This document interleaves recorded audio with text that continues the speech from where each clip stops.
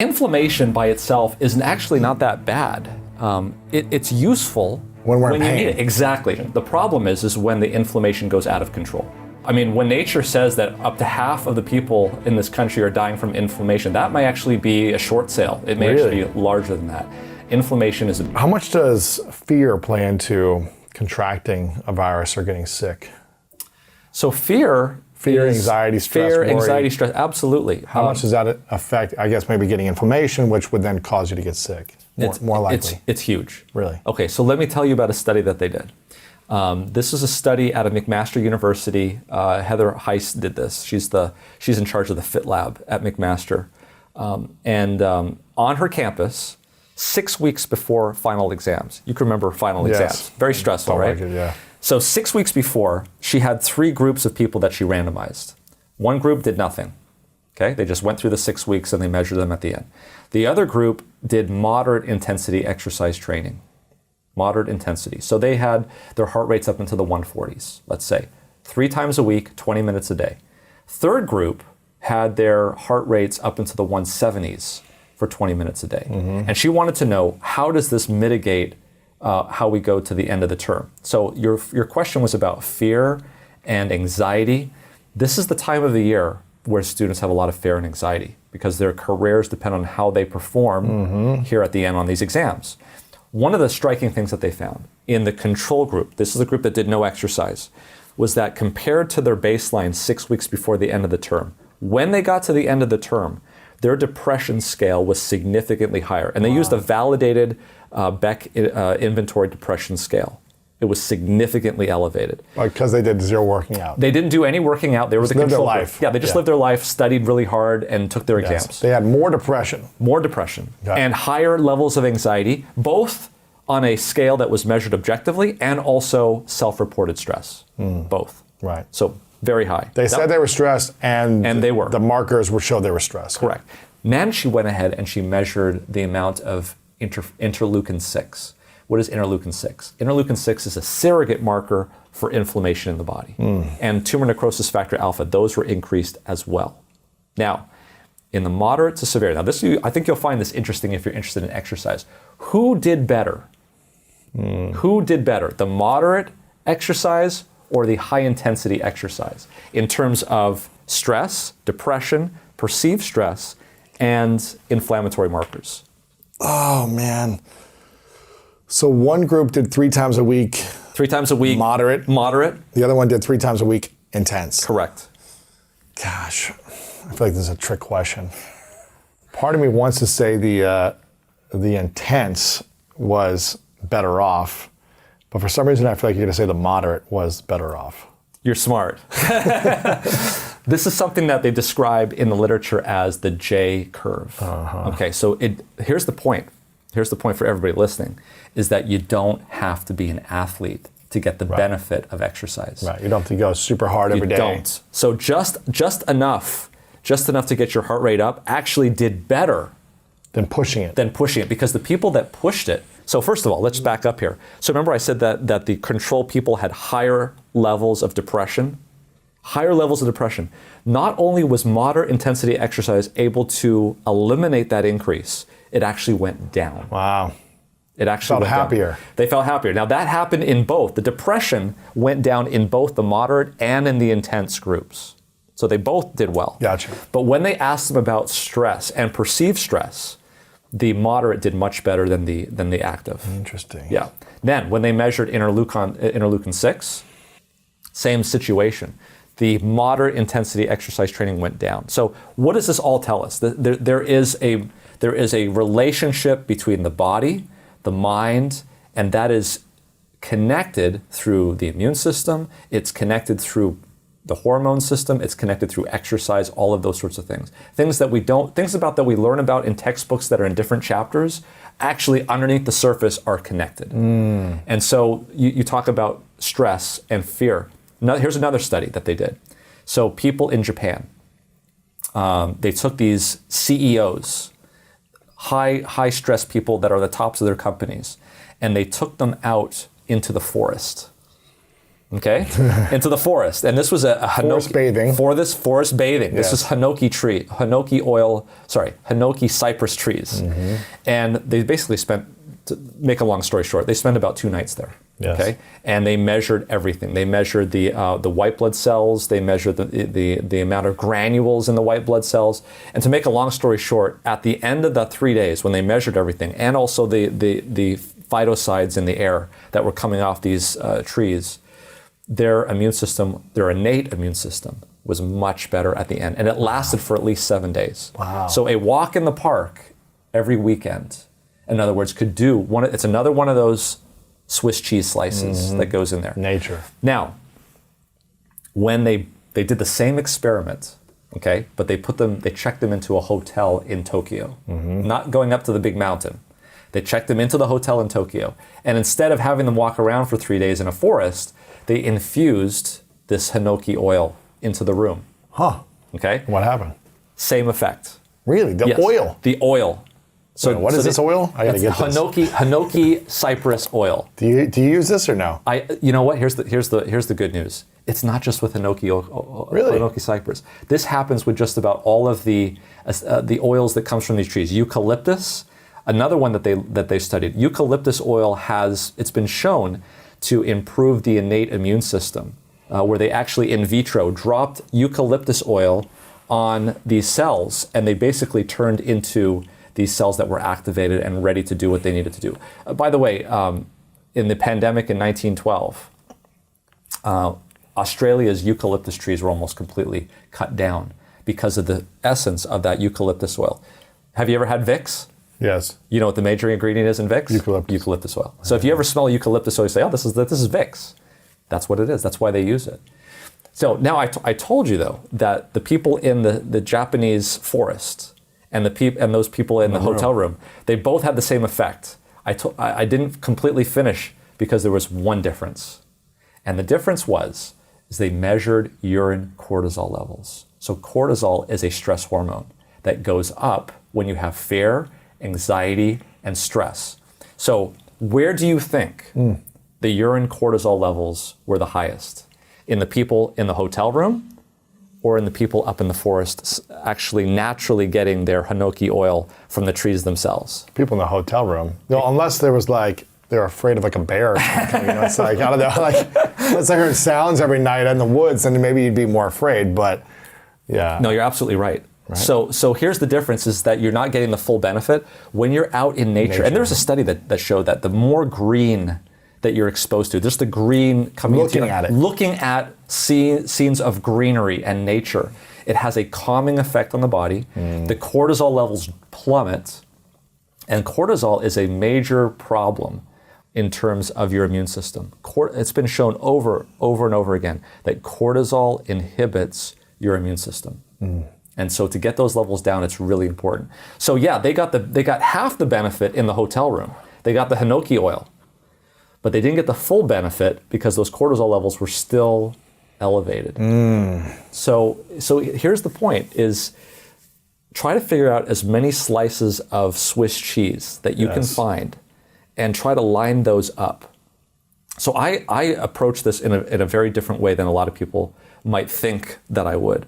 A lot of people try to find things that work so they don't have to do other things. I try to find as many things and just try to line them up. Do them all. Do them all. And what you'll find is that the slices that work to cut down on coronavirus are the same slices that work for just about every other disease.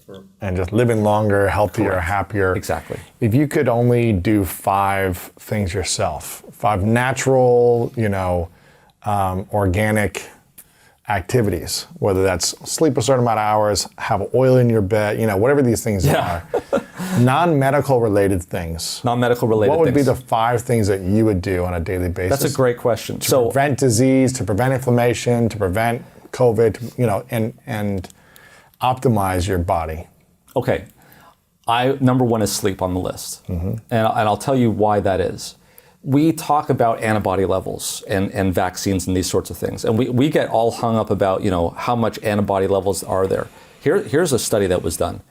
The night before somebody was vaccinated with the flu vaccine, this was a study out of Pittsburgh, If they had greater than 8 hours of sleep, their antibody response was twice that than if they didn't get enough 8 hours of sleep. Twice. So sleep is really important. I'll tell you another reason why sleep is important. I'll take a little detour as to why. When you look at how you sleep, you go to bed, let's just say you go to bed at 11 o'clock at night, 10 or 11 o'clock, and you get up at about 6 or 7 in the morning. Those hours of sleep are not equal. There are different stages of sleep. There's deep sleep, which usually occurs at the beginning of the night, and then there's REM sleep, which occurs at the end of the night.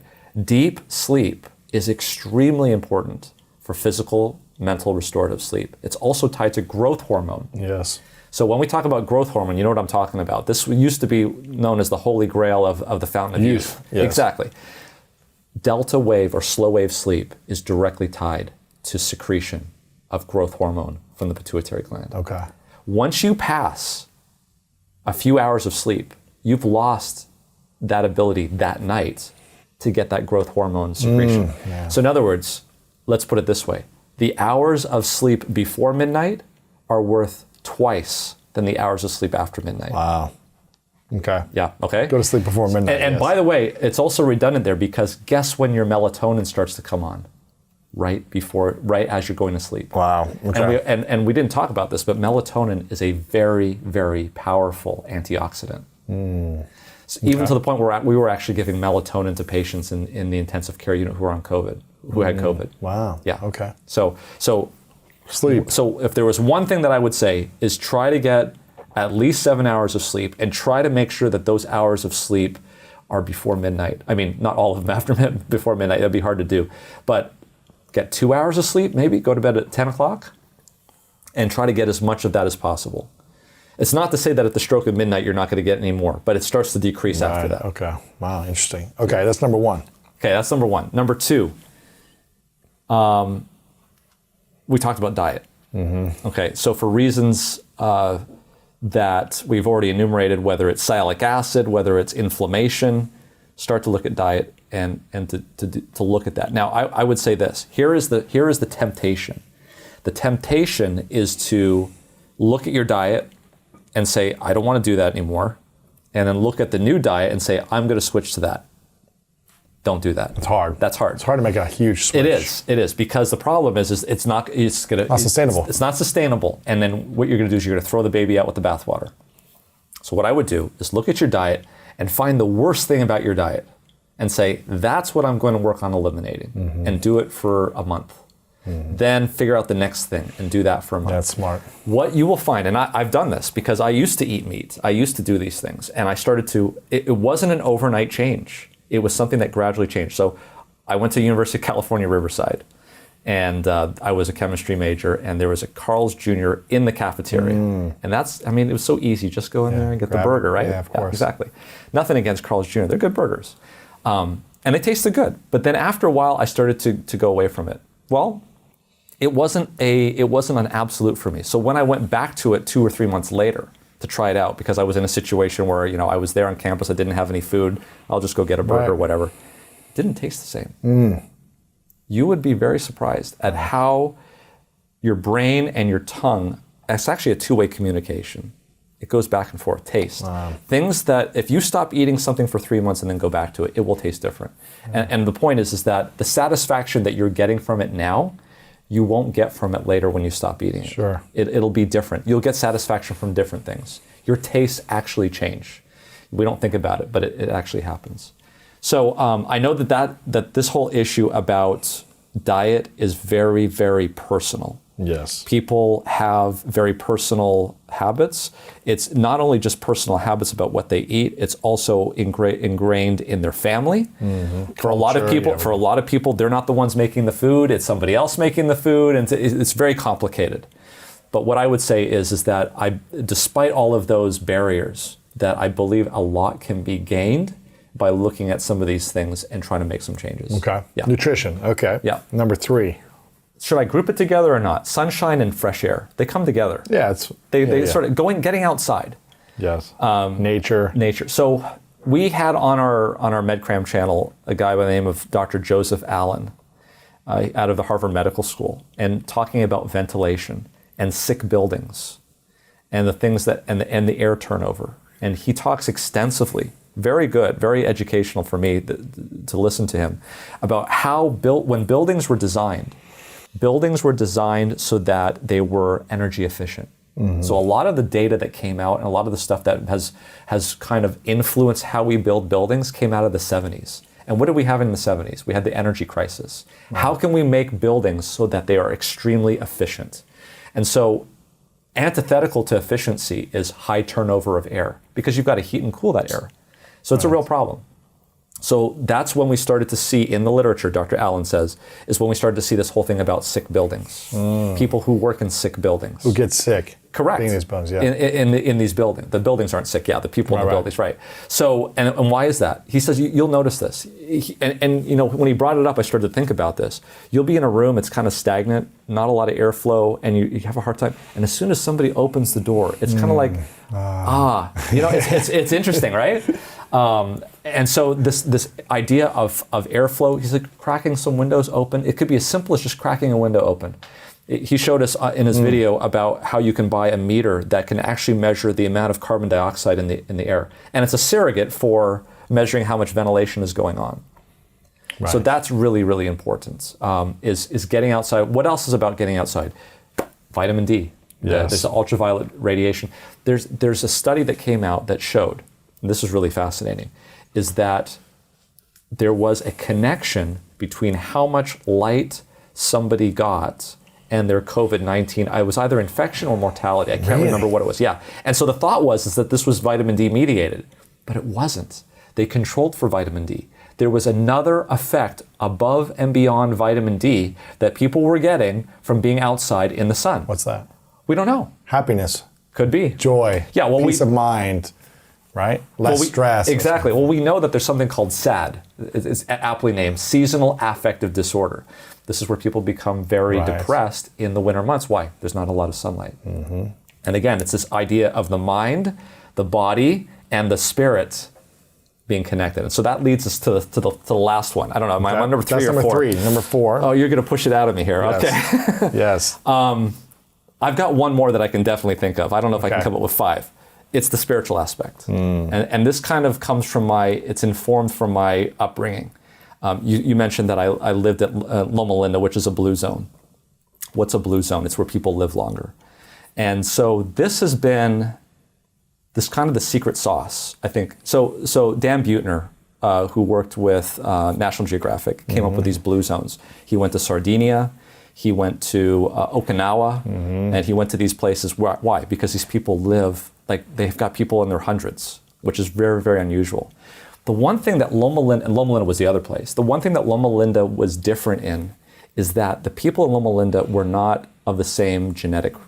All different genetics. All different genetics. So Okinawa. Immigrants and Exactly. And in Southern California, of all places, like where the air, like I remember people telling me when they got to Loma Linda in July to start school, they didn't even know there were mountains until December. Right. Okay. I mean, because it was just this haze of fog, of smog. So the one thing that was really unique to Loma Linda as a blue zone that the others did not have is that it wasn't a genetically homogeneous population. There was Caucasian folks, African American folks, Hispanic folks, and they're all sort of interesting. And the short of it is basically, yes, there is community. Yes, they do follow a diet, but there's other populations that do that too. And so the question, what was the real special sauce? Here's the real special sauce, I think. That's that last one out of the group. And that is having a connection and resting. Resting. So, you know, we sleep. We talked about how important sleep is. Sleep is something that we do every day to recharge ourselves. But is that all that's needed? And I would submit to you that the answer is no, there's something else. When you go through a week, you know, we have a work week of 5 days. And most people rest for 2 days, or they have a break. But the question is, do we ever stop what we're doing and relax and relax and sort of remit ourselves to a higher power? Okay, so there's a lot of literature on faith and the faith literature in terms of believing in a higher power and taking those things that give us stress and giving it over to something else. Right. Not carrying the weight. Exactly. The spiritual or emotional weight. Exactly. Interesting. Now that can cut both ways, because some people can get into faith-based things where it can cause more stress. Right. So you've got to make sure that is not the case. But in being in a situation like that, where you can truly kind of get off the roller coaster, as the rat wheel as the wheel is spinning, have a chance to get off, recharge, think about other things, spend time with your family, spend time with your God. Whatever it is, these are things that I believe that benefit us. There is some evidence to believe that inside of our bodies, and I'm not prepared to talk about some of the research, but I know there is research that says that not only is there a circadian rhythm, circadian is Latin for about a day, but there's also a 7-day cycle. And it kind of goes back to this thing with these guys walking in the forest. That effect of them walking in the forest lasted about 7 days. After the fact. Yeah. So connecting to nature, connecting to something greater, letting go. Correct. Lasted for 7 days. Yeah. I mean, let's look at the French Revolution. In the French Revolution, they wanted to get rid of everything that they had known. And they had a 7-day week. And they said, we are not having a 7-day week. We're going to go to a 10-day week. It didn't last. Right. They couldn't do it. It makes sense. It did not. Right. So they went back to the 7-day week. We are programmed as individuals to have a 7-day week. If you think about it, we know why we have a year. We have a year because it takes a year for the Earth to go around the sun, right? We have a month. Why do we have a month? Because it takes a month for the moon to go around the Earth, right? We have a day. Why do we have a day? Because it takes 1 day for the Earth to spin around on its axis. We don't have anything for a week. We have no astronomical sign that gives us a week. And yet, every single culture in the world is on a 7-day week. Why is that? Yeah, there you go, something higher.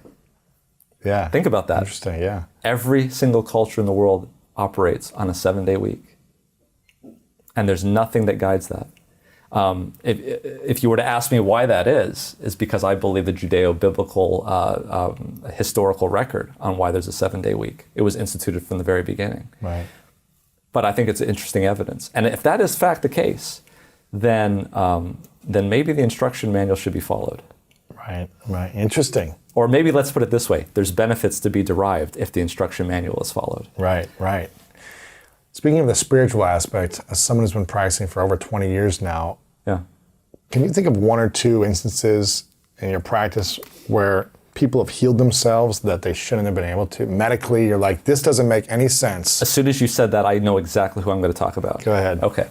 So there's a condition in medicine where if not enough blood is getting to the brain, because the brain needs oxygen continuously, after about 4 minutes, there's irreversible brain damage. Okay, you might still survive. Correct. But you could have, you just want to be able to function. Correct. Memory loss, speech loss, motor function, all that stuff. Exactly.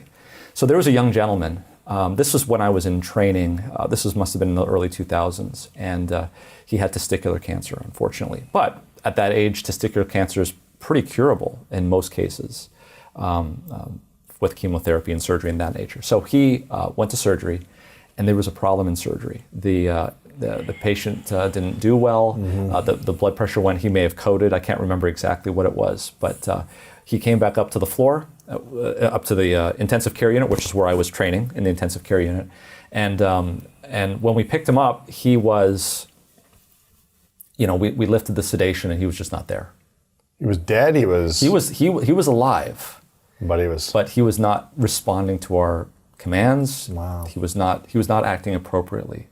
And we could see that there was twitching, maybe even seizures going on. And this was a young Hispanic gentleman who had just been married. In his 20s. In his 20s, yeah. And so he was there for the better part of the month. By the time I got on service. In that process. In that process, correct. Not responding. Just there. Yep. Just on life on a ventilator. Yeah. On a ventilator. He was on a ventilator. He was pretty much going brain dead. Correct. But he wasn't brain dead. Right. He was still alive. Right. Technically. But he was just not there. He didn't move. Correct. Was he in a coma? Essentially, yeah. Yeah. We would today, at the time we called it persistent vegetative state. Wow. Yeah. Where there's pretty much no coming out of that. Generally speaking, no. And that's exactly what we told the family. And we even had a neurologist come in. And the neurologist did some special things with MRI. They were able to look at choline levels in the brain and all this sort of stuff that was hopeful in predicting whether or not these people would get better or not. Now, the one thing that he had going for him was that he was young. Right. Generally speaking, people over his age, they really wouldn't have a chance of coming back. So, yeah, I mean, we would meet in rounds, and we'd like, what are we going to tell his wife? His wife she's there every day. Ugh. She would come in and she would say, can I put? I made some. We would feed the patients with tube feeding. So there was a tube that went down, and it would be like a milkshake basically that would go down. She would blend the stuff up, and she would ask, can I put this in? Oh my gosh. And she would bring some, energy drinks, or not energy drinks, but nutritional, healthy things, yeah, to put it down there to help him. Wow. And we would just shake our heads. It's like, what do we get? I mean, she doesn't get it. Every day for a month. Yeah, for at least a month. And so one day she came in and she said to us, she was right at his bedside. And she wasn't, I wouldn't say that she was a unhappy person, but she was, she obviously understood the situation, and she would have tears and things. One day she came in and she said she looked very happy. She had a smile on her face. And we're like, well, why are you so happy? What's going on? And of course he's, kind of shaking like this and doing this sort of stuff. And she said, I had a dream last night. I had a dream that he got up. Shut up. That he was going to get better and he was going to walk out of here. No way. That's what she said. And she was so sure. Certain that her countenance changed. That's what she looked like. Yeah. Her energy, she looked younger, she looked everything. And okay, so remember I'm in training, okay? So I'm looking at the attendings. I haven't seen this kind of stuff before. It's 20 years ago. This is 20 years ago. And so I'm looking at this and they're like, oh man, she just doesn't get it, right? Because they know this is no coming out of this. Well, and I'm looking to them because they've been doing this a lot longer than I have. I'm like my first or second year of training, right? Yeah. So we said, okay, I think at this point he'd been trached. So the tube normally goes down into the mouth, now it's through the throat. Yes, because he's there for long term, right? So, we're working in a circle. The hospital rooms are around in a circle, and in the center is the central nursing station. And this is up on one of the high floors, and this is the intensive care unit. We're rounding around, and so you can kind of like be in the center of the circle where you're rounding, and you can kind of look through the door and see the patients in the room. And one day, there was a little bit of a change in him, something different. And he would kind of shake like this, doing this kind of a thing. And I could see his eyes were kind of open, but we didn't know if anyone was there. And this had been going on for some time. And we looked through, I remember one day, I remember this distinctly. I was looking through the door and I saw him there. And I just saw him kind of doing, I don't know what I did, why I did this, but I just kind of put my hand up like this and I kind of waved. And I'm not kidding you. He put his hand up and did this and put it back down. And I was flabbergasted. Wow. I'll make a long story short. 3 months later, he walks into our unit to give us flowers to thank to thank the staff. Oh my goodness. Yeah. Like healthier, like speak fine. He's walking on his own, speaking, talking, the whole thing. Wow. With his wife. And I am so glad that happened early in my career because it changed my thinking. Whenever I was in a similar situation, I wanted to make sure, I realized that was either a miracle or something very, very rare. Mm-hmm. Okay, it's one of those two. I believe in miracles. Mm-hmm. And so I know that these things can happen. I missed the day in school where they told us how long someone was going to live. Have you ever heard this? The doctor said I was going to live 31 days. Right. I missed that day. I have no idea. Right. I don't know where this comes from. But I am now very cognizant to know that when I have a patient who's not doing well in the hospital, and I'm talking to family, and they want to know what are his chances. I've seen miracles happen. Wow. So I think about those every day. I think about that gentleman. So with vitamin D, it changes the behavior of your cells, enhancing the behavior of your cells, making it healthier, stronger, indestructible in a sense. And it depends. It depends on the cell function. So sometimes the vitamin D will inhibit transcription of proteins. Sometimes it will enhance the transcription of proteins. And depending on what you want or what you need, that could have different effects. Vitamin D, in general, is it good for people? Or am I hearing you say that sometimes vitamin D may not be good in certain cases? No, it's good to have it when you have it. And in other words, sometimes you don't want to be transcribing proteins. For instance, if you're in a cytokine storm, and what is a cytokine storm that causes pneumonia and COVID-19? It's where you have too much cytokines. Cytokines are proteins. And where are those proteins coming from? They're coming from cells that are producing them. And so vitamin D modulates this. It's the person with the lever that's saying, this is what we need at this moment. This is not what we need at this moment. Wow. Okay. So what else have you been finding in the research on vitamin D, on how it actually can prevent COVID? Yeah, so vitamin D is kind of like the cry wolf, the boy that cries wolf, because for years, medicine has been looking at vitamin D and saying, oh man, it's good for rickets, but it's probably good for a whole bunch of other things. And they've done studies on it, and sometimes it comes up blank, sometimes it comes up. So it's kind of like, when a lot of scientists heard that vitamin D might be beneficial in COVID-19, they said, yeah, fool me once, shame on you, fool me twice, shame on me, type of thing. So that's why there's been a lot of resistance to saying that vitamin D is working. But if you go back to a study called a meta-analysis, this is where they take tons of studies and they pool it together so that the robustness of the data is huge and they can find things better.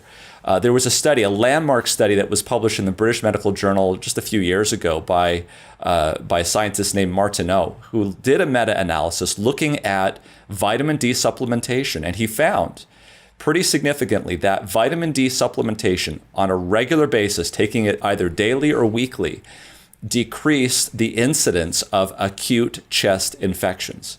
And this has been borne out multiple times. There's an Irish study that looked at this called TILDA, and they reported it recently as well. This is for acute chest infections, so generally viruses that affect the chest, so influenza, rhinovirus, probably coronaviruses in there too. All of this done before COVID-19. So we knew from a medical standpoint that vitamin D supplementation, especially in patients, this was done in Northern Europe where vitamin D deficiency is quite plentiful. So to see that worked there, now let's take it and apply it to COVID-19 to see if it also works in COVID-19. Of course, the studies take a long time to do, and we didn't have those studies early on. So that's where things started. And what have the studies shown you? Or are you doing some of these studies yourself in your labs, or are you seeing research that's being done and applying the science? No, so I'm not actually doing the research, but you almost need somebody to do this type of work where you basically look across the spectrum, see the data that's coming out, and put it together and make sense of it. Yeah. So what have you seen with this? Yeah. So you've got to remember before we get started in the research is that there are certain types of research that tell you certain things. There are large observational studies where you just kind of look and see what's going on, and you'll see things that are associated with each other. It doesn't tell you that one is necessarily causing the other. You just see them showing up together. And that sort of gives you a hypothesis, like maybe these are connected. For instance, if you saw that a lot of people with lung cancer also carried cigarette lighters in their pocket, right?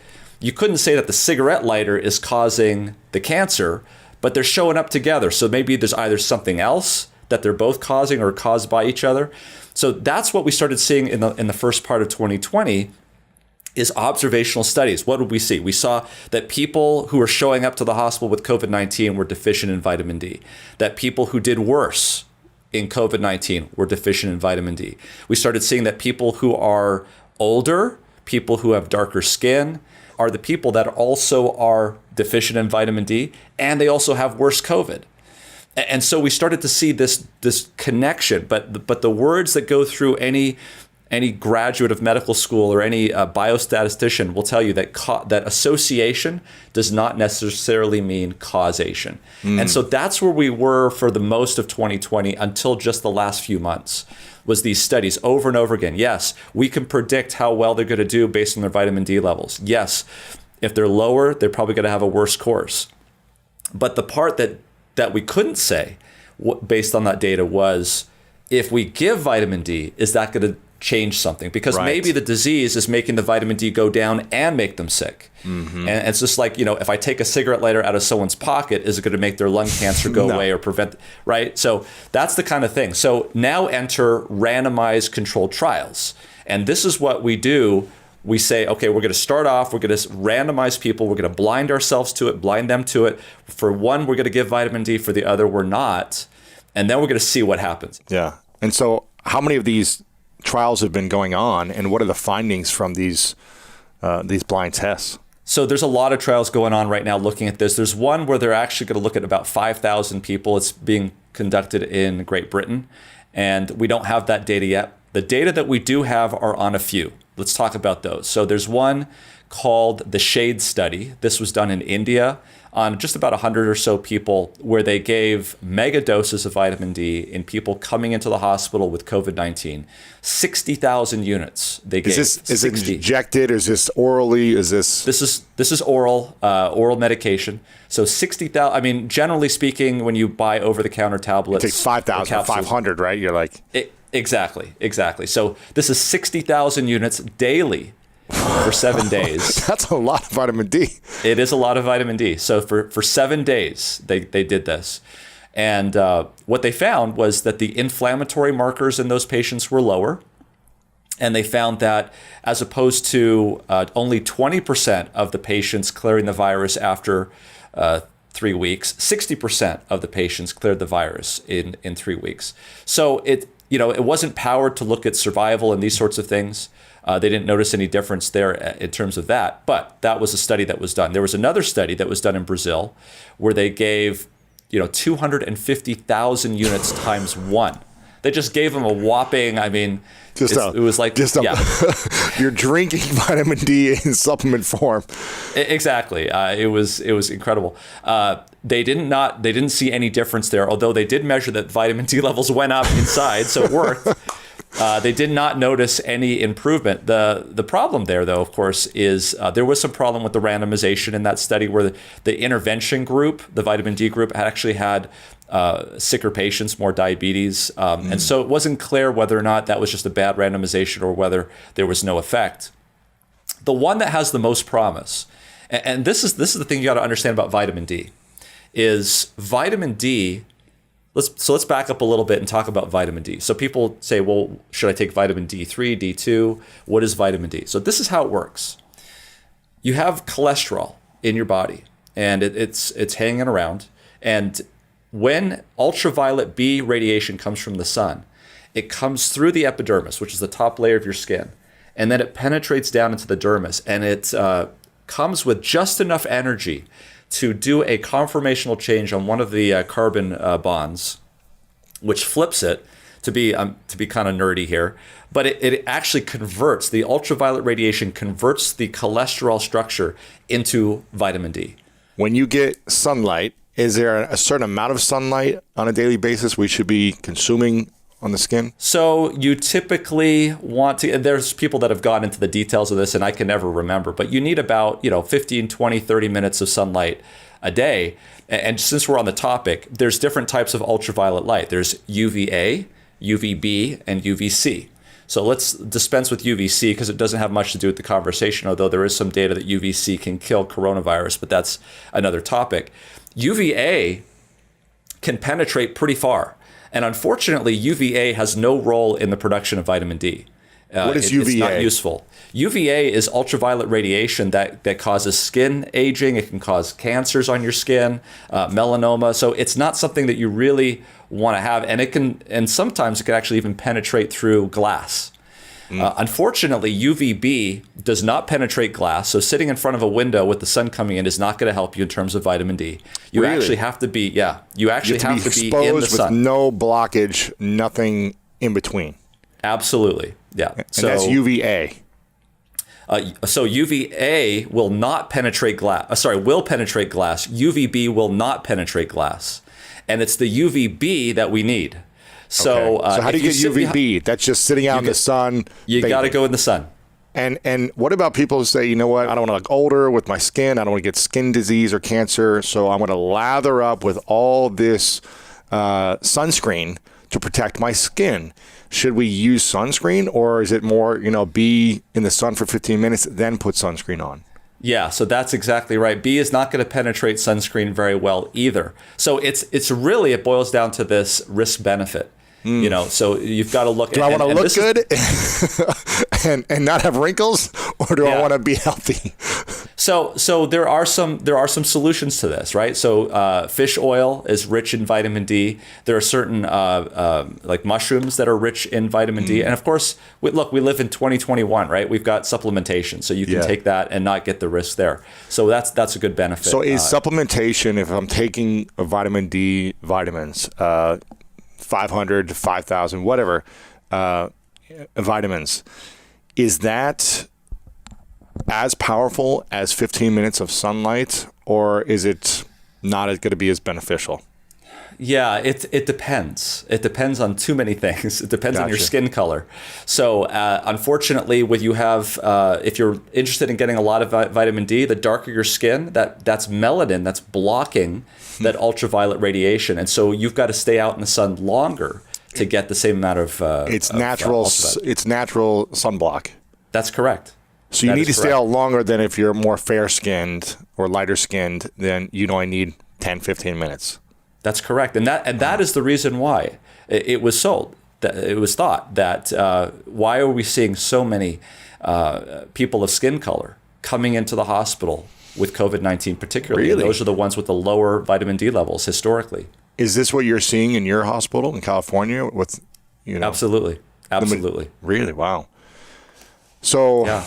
Okay, so to go back, go ahead, so you go through, you get vitamin D, but you're still not done yet, because now the liver has to convert that into something called 25-hydroxy vitamin D. The liver takes a little hydroxyl group, puts it onto the carbon, and now it's ready to be used. This is the form, by the way, that we measure when you go to the doctor and you get a blood test. Okay. We're going to measure the 25-hydroxy vitamin D. So all of these studies that we've talked about, we're measuring 25-hydroxy vitamin D levels, but the studies that we were describing, like for instance, the SHADE study and the Brazilian study, these are given vitamin D. So they still have to go through the liver. They still have to get hydroxylated, and that can take several days. So in this last study that was done in Cordona, Spain, they jumped right ahead and they supplemented these patients. They gave them pretty high doses of the 25-hydroxy vitamin D to start off with. And the results in that pilot study were pretty astounding. In the intervention group, they went from 50% of patients needing intensive care unit to just 2%. And that's a massive reduction in terms of the need for intensive care. So, so what did they do? When they came into the hospital, they gave them this dosage right away. They gave them a high dose of this medication called 25-hydroxy vitamin D, otherwise known as calcifediol. That's the medical name for 25-hydroxy vitamin D. They gave it to them on day 1, day 3, and on day 7. And it reduced to 2%, eliminating it, or what? It went from 50% of the patients in the placebo group needing ICU to 2% of the patients in the intervention group, in the calcifediol group, needing intensive care. That's a dramatic reduction. So intensive care meaning being on a ventilator, being being taken care of the whole time. So, and the others, only 2% being in there, and then what? Their symptoms went away eventually after 14 nobody days? died in the intervention group. 7.7% of those in the placebo group died. So, there was also some issues with randomization there, except in the opposite direction, that there seemed to be sicker people in the placebo group, so the randomization wasn't perfect. And but they're planning on doing a much bigger study, so we'll get some data probably here in the next few months. So this is a drug, or this is a supplement? This is a drug. So you're required a prescription for this, and it's not cheap. It's actually currently used by kidney doctors to treat problems with the parathyroid gland, which is responsible for calcium in patients with kidney disease. So it's not readily available, but it is available if you need to use it in the hospital. And we've been doing it recently, just started recently. So I don't have a lot of data on our patients that we're seeing, but obviously some people are getting better, some people are not. What are you recommending to people in terms of a daily prescription for natural remedies?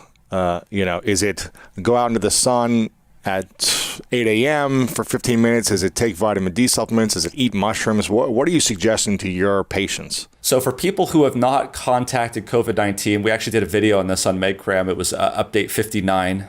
We recently just did the top 10 tips for if you actually have positive COVID. And so what I'm recommending is a lot of it's based on data in other viruses. Some of it's based on data in COVID-19, but we can just go down the list. Number one, vitamin D. So let's talk about vitamin D. How much should you be taking? There's been some studies that show that if people who are at risk for vitamin D deficiency, so people who are darker color, living at higher latitudes, specifically above the 35th parallel, which is around the southern border of Tennessee. If you're in California, it's kind of just south of Santa Barbara, that area. Then taking vitamin D supplementation is a good idea. So how much is too much?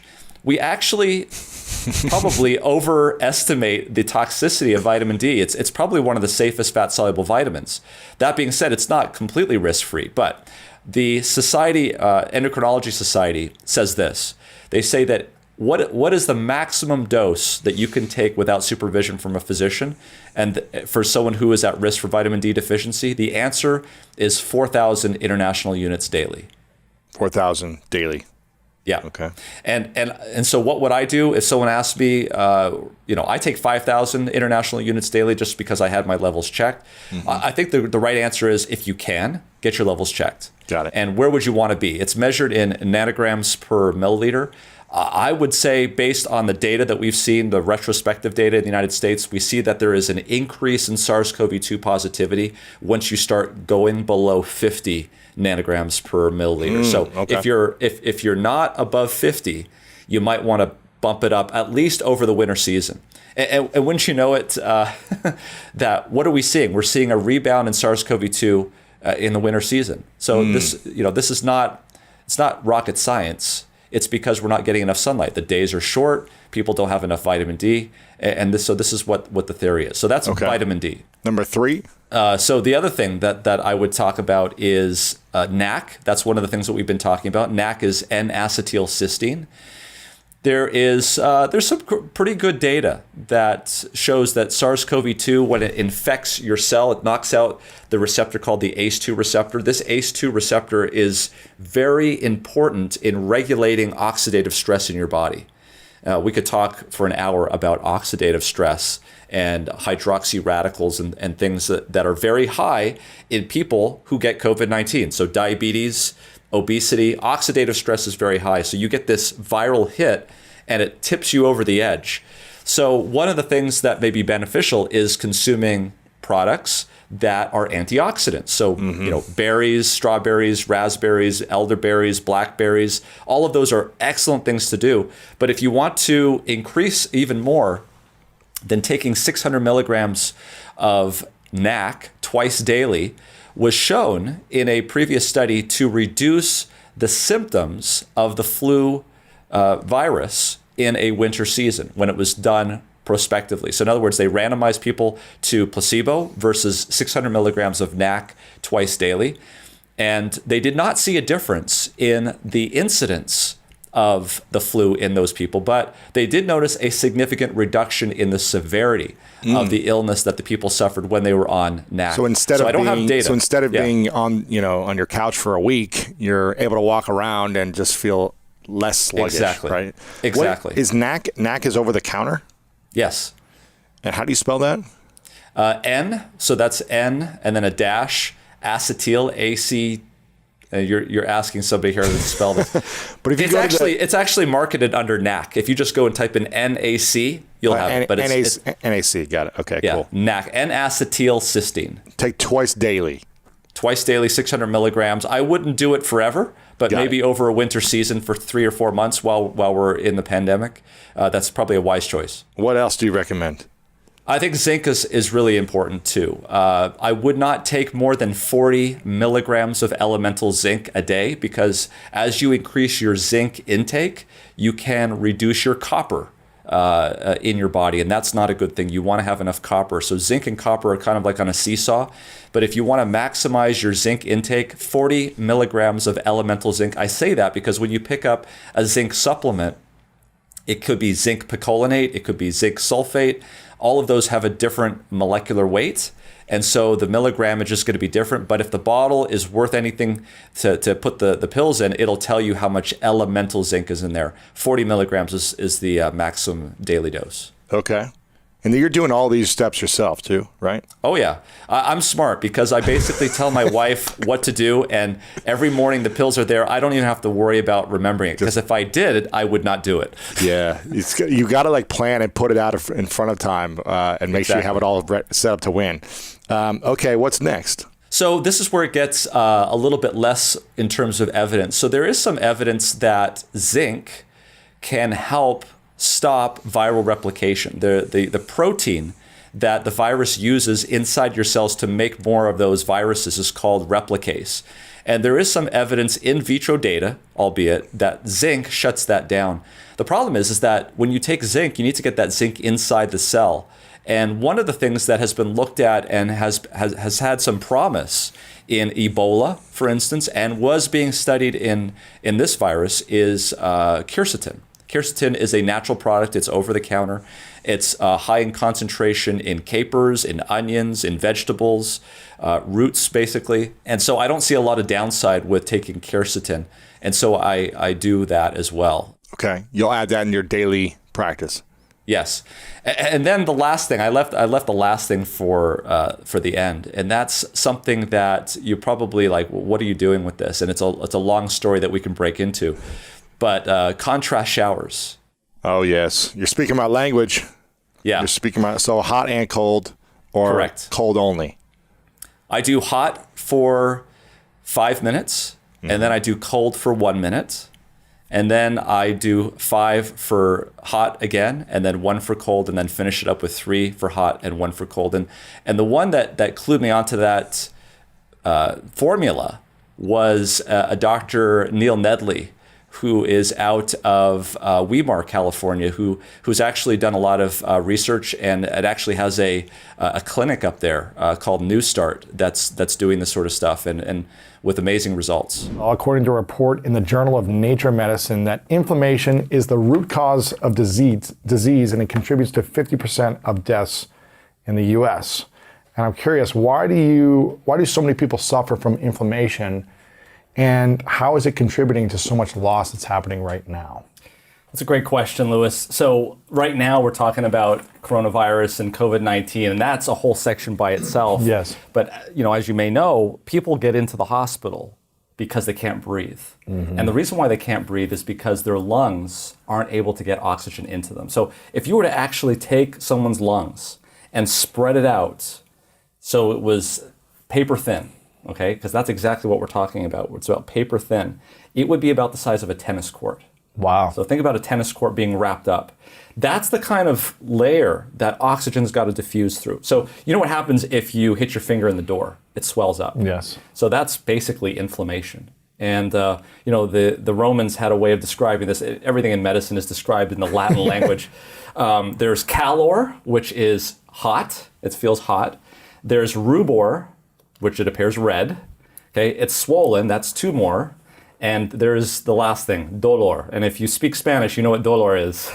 That's pain. Yeah. So those are the 4 cardinal things that you see with inflammation. So imagine that happening to this paper thin thing that you're trying to get. It starts to swell, fluid goes in it, and now instead of oxygen being able to pass right through this paper thin sheet, it's now thickened, it's now inflamed, and you can't get the oxygen. And that's why people are dying, because of inflammation in the lung.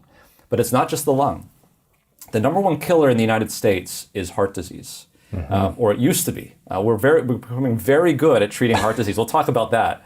Heart disease and cardiovascular disease is a disease almost completely from inflammation. Really? It is. So if you were to see angiograms an angiogram is where they shoot contrast into the blood vessels of your body. And the ones that we're particularly concerned about are the blood vessels that actually supply the heart muscle. They have to beat continuously every day for the rest of your life.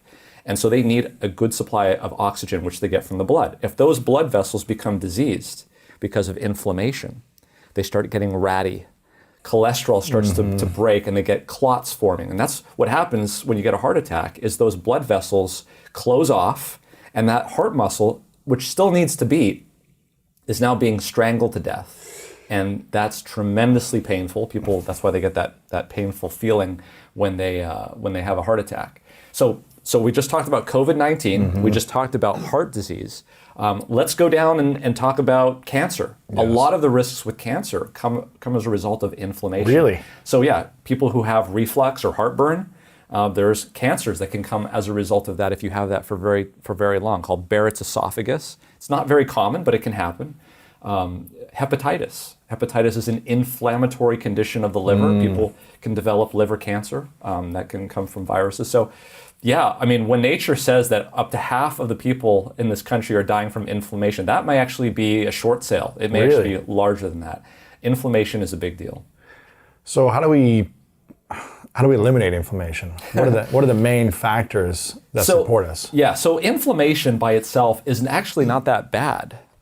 It's useful when we're in you pain. need it. Exactly. Well, it's useful when you need it. So for instance, how does the body get rid of a virus? It gets rid of it by finding those cells that are infected with the virus and calling all their friends in to destroy that cell. And part of that is inflammation. The problem is when the inflammation goes out of control. And we talked about last time. Chronic inflammation. Chronic inflammation, yeah. So we talked about in our last interview, vitamin D. Vitamin D is one of those substances that looks, if you just Google the structure of vitamin D, and you'll find out very, very shortly that it looks like cortisol. It looks like a lot of the steroid hormones. And these steroid hormones go into the cell, go into the nucleus, and they go down to the actual DNA, and they can manipulate and they can regulate, that's probably a better term, regulate the transcription of messenger RNA and tell the cells to be more inflamed, to be less inflamed. Vitamin D can do that. Vitamin D. And so that's part of the thought process about how vitamin D might be helping people with these inflammatory viral infections. We don't know for sure at this point if vitamin D works in COVID-19, but we certainly have good evidence from going back to 2018, published in the British Medical Journal, that steady supplementation on a daily basis or a weekly basis with vitamin D can reduce the incidence of acute chest infections. That came out of Ireland, that came out of the UK, big meta-analysis, 25 different randomized controlled trials. And that was before COVID. Consistent vitamin D supplementation reduces chest inflammation, is that what you said? Chest infections. Chest infections. Yeah. And what happens when you have a chest infection? Chest infection is like a viral, it's like a cold, and it goes down and becomes a bronchitis. And this is what causes a lot of mortality, death.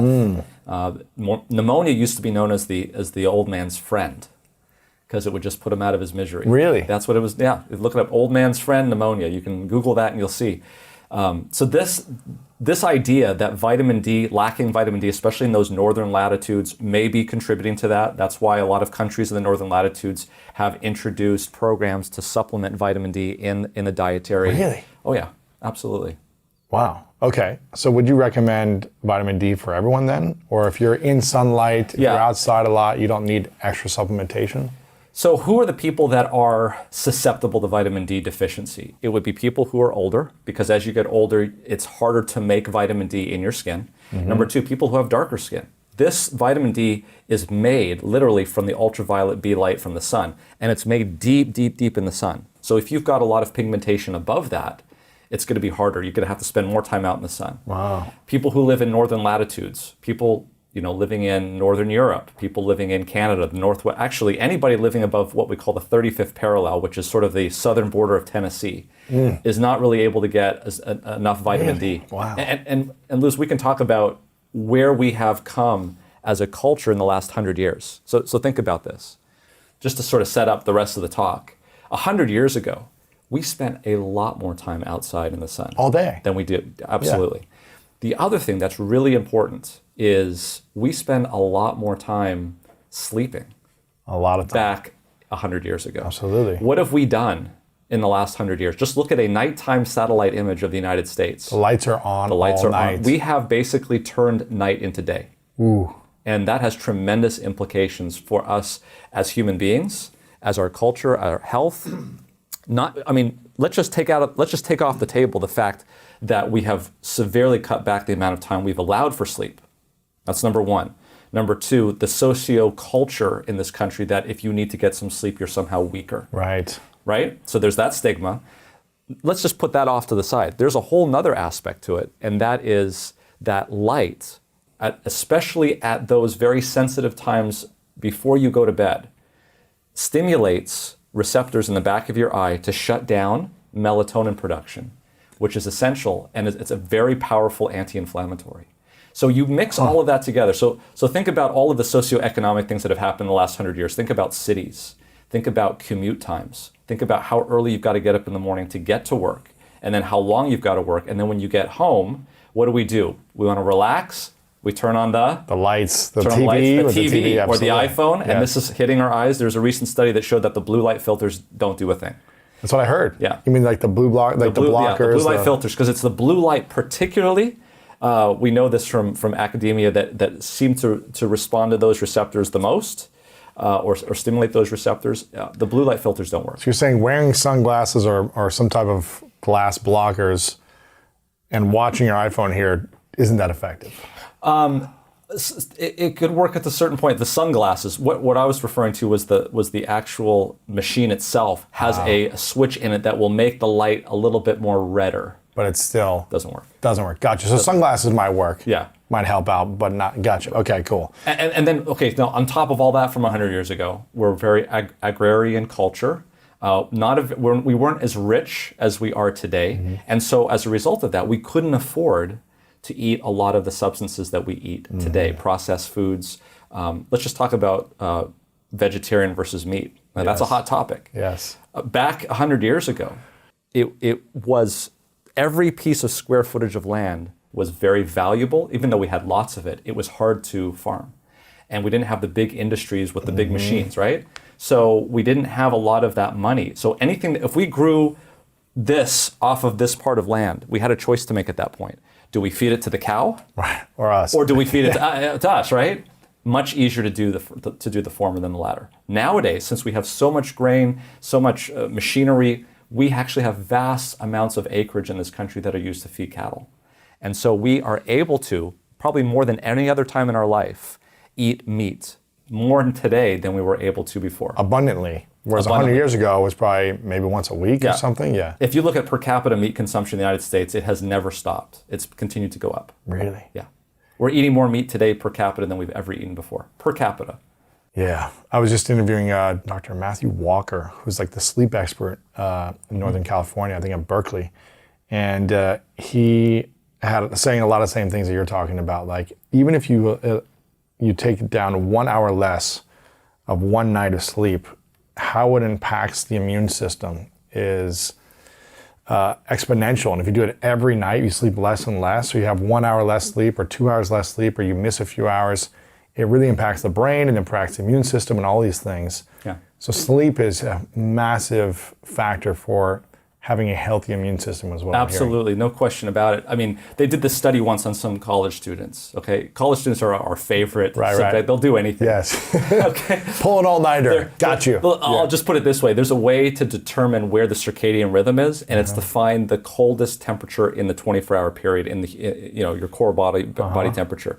And the way that the scientists like to do that is to put something up the backside. Really? Yeah, that's part of the study. So college students will do anything. But the interesting thing about this study was they had them do an all-nighter. How many times as a college student did you do a pull an all-nighter? I probably did once a quarter when it's finals, Yeah, something exactly. like that. Yeah. So the next day, they checked hundreds of different proteins, and they found all sorts of derangements. Things that were supposed to be high were low. Things that were supposed to be low were high. And these are really important substances that regulate immune system function, looking for cancer cells.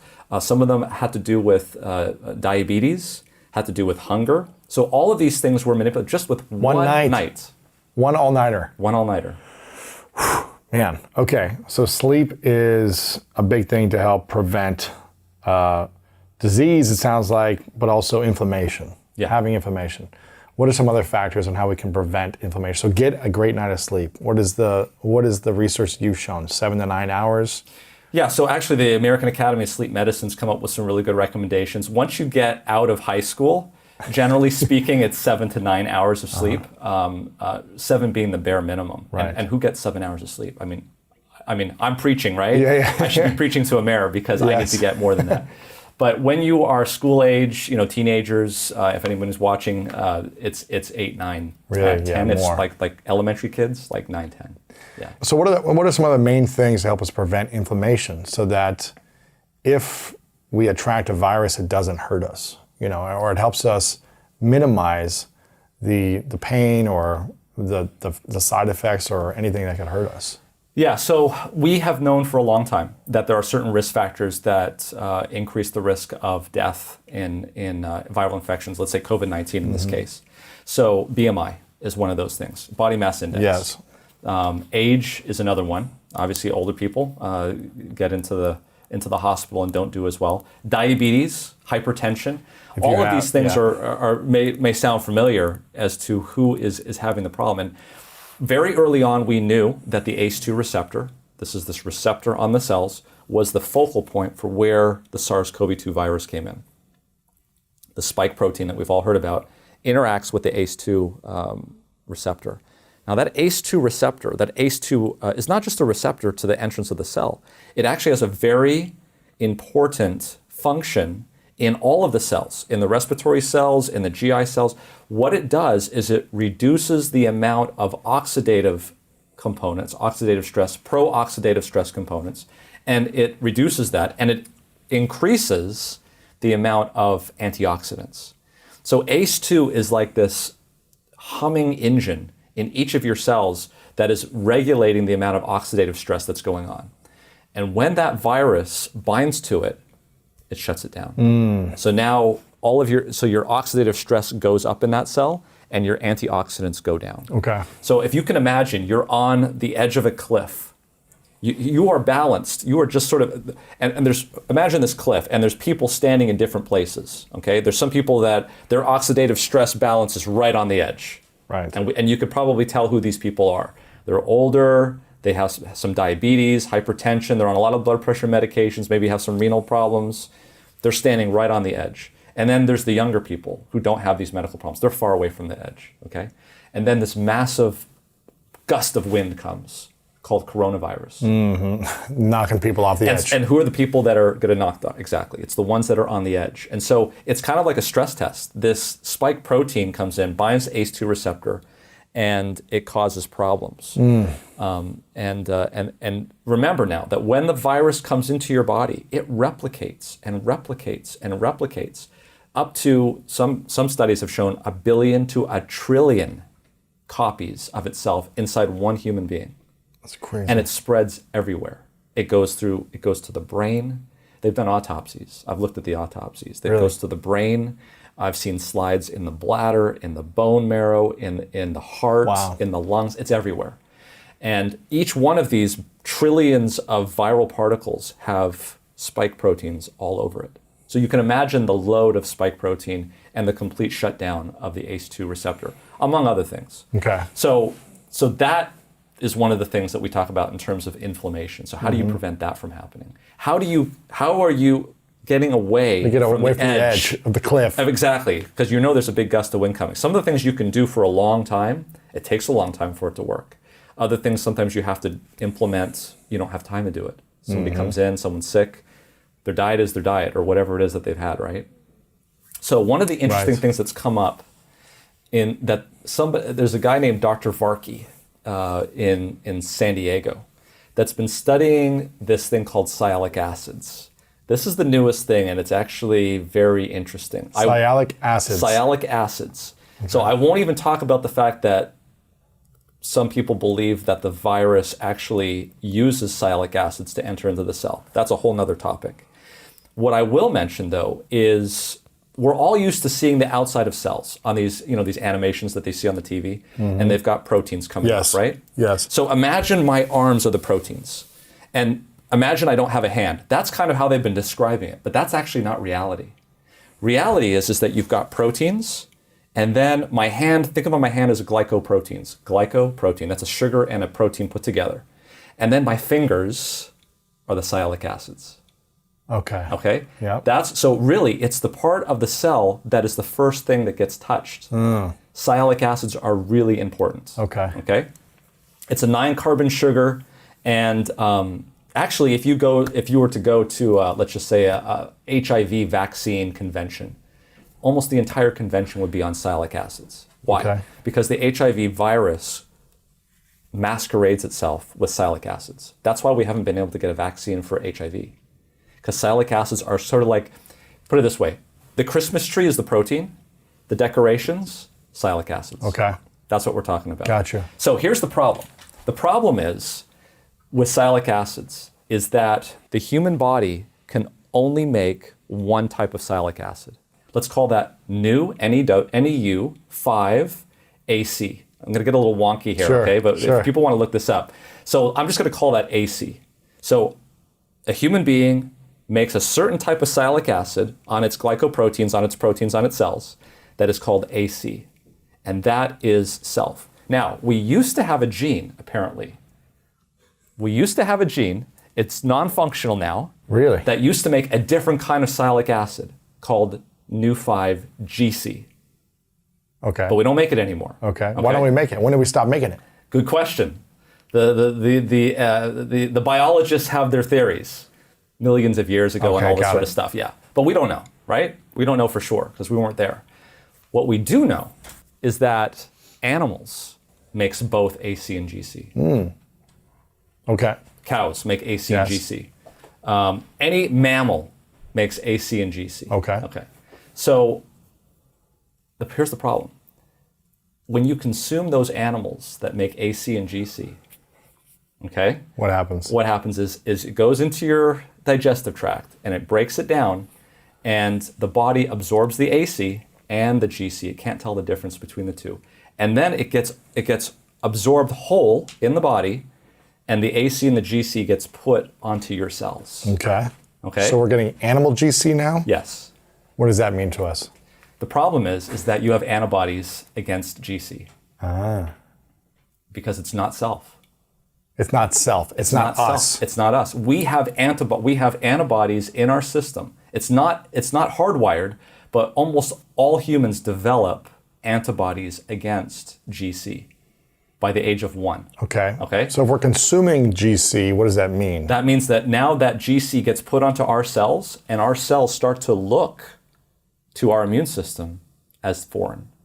So our cells are what? Defending themselves against it then? The antibodies start to react against the cells with the GC on it. And what they call it is a sialitis. Sialitis. Anything in medicine with an itis at the end is inflammation. Okay. Pancreatitis, appendicitis. Got it. All of that. Meningitis, just inflammation. So you get the sialitis. And that, they believe, is one of the potential reasons for low-grade inflammation. So they always consuming meat. Yeah. So they always wondered, okay, how come people who eat white meat, chicken, fish, how come they don't get the levels of heart disease? Why is that? This is what they think may actually be the reason. They could never figure that out. They did studies, huge epidemiological studies in the United States and in Europe. And they found that in some of the studies, that it was only processed meats that were associated with cardiovascular disease, and regular meat was not. And what's the difference between processed and regular? Good question. So processed meats would be like sausage. Yes. It would be like cold cuts. It would be like the Those, yeah, right? Sure. Yeah. So those are, but red meat's just like the pure red meat that you'd buy at the supermarket. Gotcha. Okay, so that's the difference. But newer studies are now starting to show that it doesn't matter if it's processed or not processed, that you still get... Red meat you're talking about. Correct, red So meat. white meat doesn't have the GC. It does not. Interesting. Okay. Fish does not. Fish not, chicken. Yeah. So here's a study that was done, and they said, okay, so let's connect this together.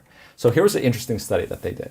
They got a bunch of people, and they said, give us exactly your dietary habits for like 30 days. And so they wrote down, it was meticulous.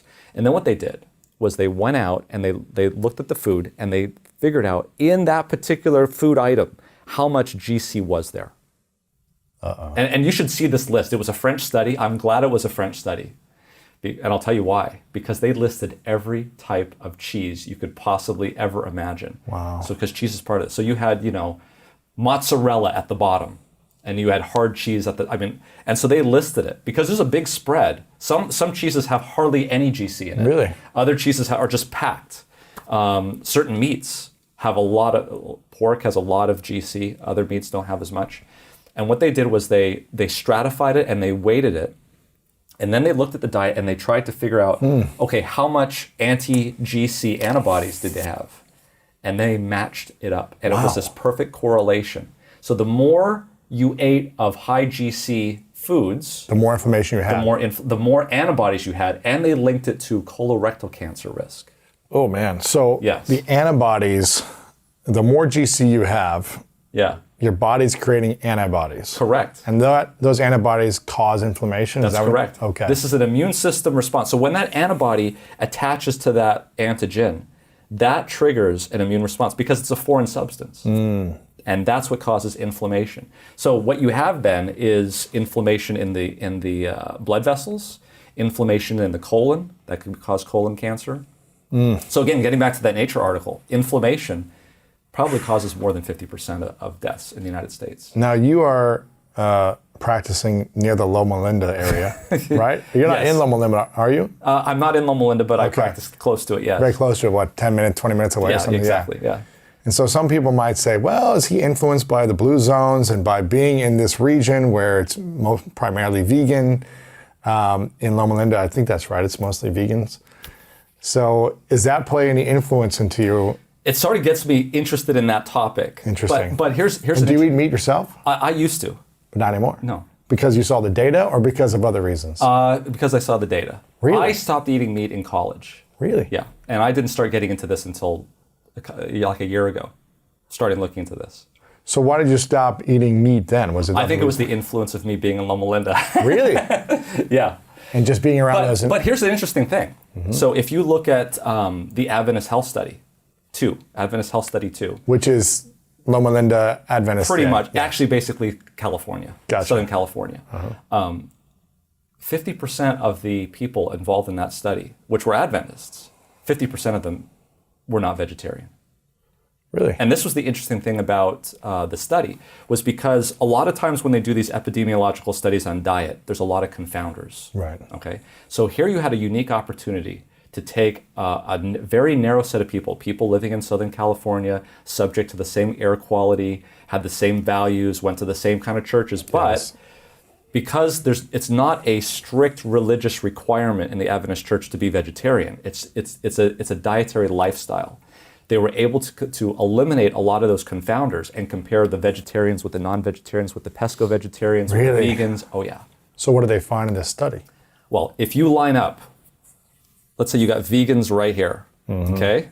Well, there's some unhealthy vegans. I've seen some really unhealthy vegans who eat Potato tons chips? of processed Potato chips, Yes. soda, sugar. Absolutely. You can eat sugar all day Absolutely. and bread Absolutely. and create a lot of inflammation still, right? You're absolutely right. Okay, But I would say in the Adventist Church, people who are vegan tend to be that way because they're health conscious. And that's the argument that a lot of people used, Right. was that, yeah, vegetarians and vegans have a better mortality rate because they tend to be health conscious people.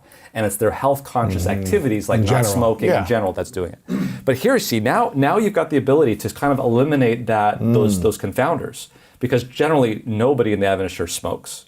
Right. Okay. So you see what I'm saying? So, Yes. So if you got the vegans here on the right, or on the left to you, I guess, and then the vegetarians, and then what they call the pesco-vegetarians, Fish only. Exactly. Yeah. And then you have basically the non-vegetarians. It was a step. Any type of meat. Any type of meat. Okay. Or any diet, yeah. You have this stepwise approach in terms of BMI, and the same really? stepwise approach in terms of diabetes, and the stepwise approach in terms of hypertension. Really? Absolutely. I'm curious about this comorbidities idea. What do you think, or what is the research proving and showing is one of the main comorbidities when someone has this, whether it's obesity or diabetes or something else, is also impacting it at a high level? That if they decreased that thing, they should have a greater chance of defending themselves and having a stronger immune system for not getting COVID. It's the chicken and the egg, unfortunately, because we see that oxidative stress causes obesity, and then obesity causes oxidative stress. And then when you have a lot of fat, you store a lot of fat-soluble things and make it not available. So like vitamin D is a fat-soluble vitamin. And so it's hard to tease out exactly what it is. But we do know this. Here are the comorbid things. Here are the things that make people more susceptible to dying from COVID-19. Kidney disease. Kidney disease is a big thing. Number 2, diabetes. And so those are very big things. So why would that be? When you get infected with the virus is binding to this protein called ACE2. Okay? ACE2 is part of a huge complex system of enzymes that regulate your oxidative stress. And so imagine that you are obese, imagine that you have kidney disease, diabetes. Your body is literally sitting on the edge of a cliff. Not literally, figuratively sitting on the edge of a cliff, right. okay? All right, and it's basically getting by. It's getting by. You're not in any kind of, it's compensating for the system. Now imagine that you completely remove this enzyme. By the way, ACE2 is responsible for cutting down on oxidative stress and increasing proteins that cause reduction, antioxidants essentially. So now you basically pull the mat from under the whole thing, you tip it over the edge, and you can see very clearly how this type of a hit cannot be compensated for. There's so many different analogies I can use, but the virus basically causes everything to start unraveling. And once things start to unravel, things become compounded and you reach that point of no return. And unfortunately for some of the patients, by the time they reach the hospital, we've already reached the point of no return in a lot of those cases. No return meaning death. Yeah. And kidney disease and diabetes are 2 major factors that will increase the likeliness of this. Is that right? Absolutely. And how do we prevent diabetes and kidney disease? Well, I think a lot of it has to do with diet and activity. These are things that we as a culture, as a society, have placed more emphasis on commercialism, advertising, taste, short-term benefits, and not really the long-term benefits. It's kind of like we've been in class and we've been cramming for quizzes all along, and now we're sitting down for the final exam and we got nothing. That was my whole life in school. Yeah, Okay. I could talk to you about so many different things. We know, for instance, that high fructose corn syrup is a big inhibitor of vitamin D. We know that. We know that the scientists, when they induce oxidative stress models in their mice, how do they do that? By feeding them high fructose corn syrup. There's one country on this planet that consumes more high fructose corn syrup than any other country. In fact, number 2 is less than half of that consumption. Oh my gosh. What is number 2, Mexico? It's some country in Europe, I think. I have to look. I was surprised because Europe is really, really against high fructose corn syrup. If you go to Europe and buy a can of Coca-Cola and see what they use to sweeten the Coca-Cola, it's cane sugar. It's not corn syrup. Yeah. It's not corn syrup. Man, this is interesting. I'm going to say something very unpopular. Yeah. And I want to talk about this for a minute, about the movement of loving your body for where it's at and loving yourself no matter how obese you might become. And I think what I'm hearing you say is diet and exercise and taking care of your health is actually preventing these things to happen. Kidney disease, diabetes, which is also another cause of dying if you contract the virus. How can we, I guess, again, talk about this in a way that gives people the facts, that helps them improve their health, the overall quality of their health, but doesn't, hurt their mental health or make them shame themselves for where they're at as well? What would you suggest as a medical professional? So it's the thing that's absolutely very important, and that is realizing that accepting somebody for what they are doesn't mean that you want to keep them the way they are. That you're willing to work with them and move them to a place where they should be. So what's the absolute wrong way to do it? Is to go into somebody who has a particular diet and say, here's the diet goal that I want you to be at. I want you to stop your diet right now, and I want you to adopt this diet. That's the worst thing that you could possibly do, because number one, nobody can do that. Number two, unless you're extremely highly motivated, I'm certainly not that person. And then number two is that if they try to do it and they fail, they're going to just throw the whole thing out and eat more of the bad stuff. Yeah, exactly. So I mean, I used to eat meat. I used to eat. I used to go to the hamburger place in college. The same time I was doing that vitamin D research. My girlfriend and I would go and eat out. So what I started to do is I started to find the things in my life that I felt was the most egregious. And I say, I'm gonna focus on one thing, and that's the thing I'm gonna cut out. So I cut out beef, for instance. And what was weird is that after not having it for 3 months, I said, you know what? It's been a long time. Let's just try it. And when I went back to trying it, it just didn't do it for me. It didn't hit the same receptors that I thought it would.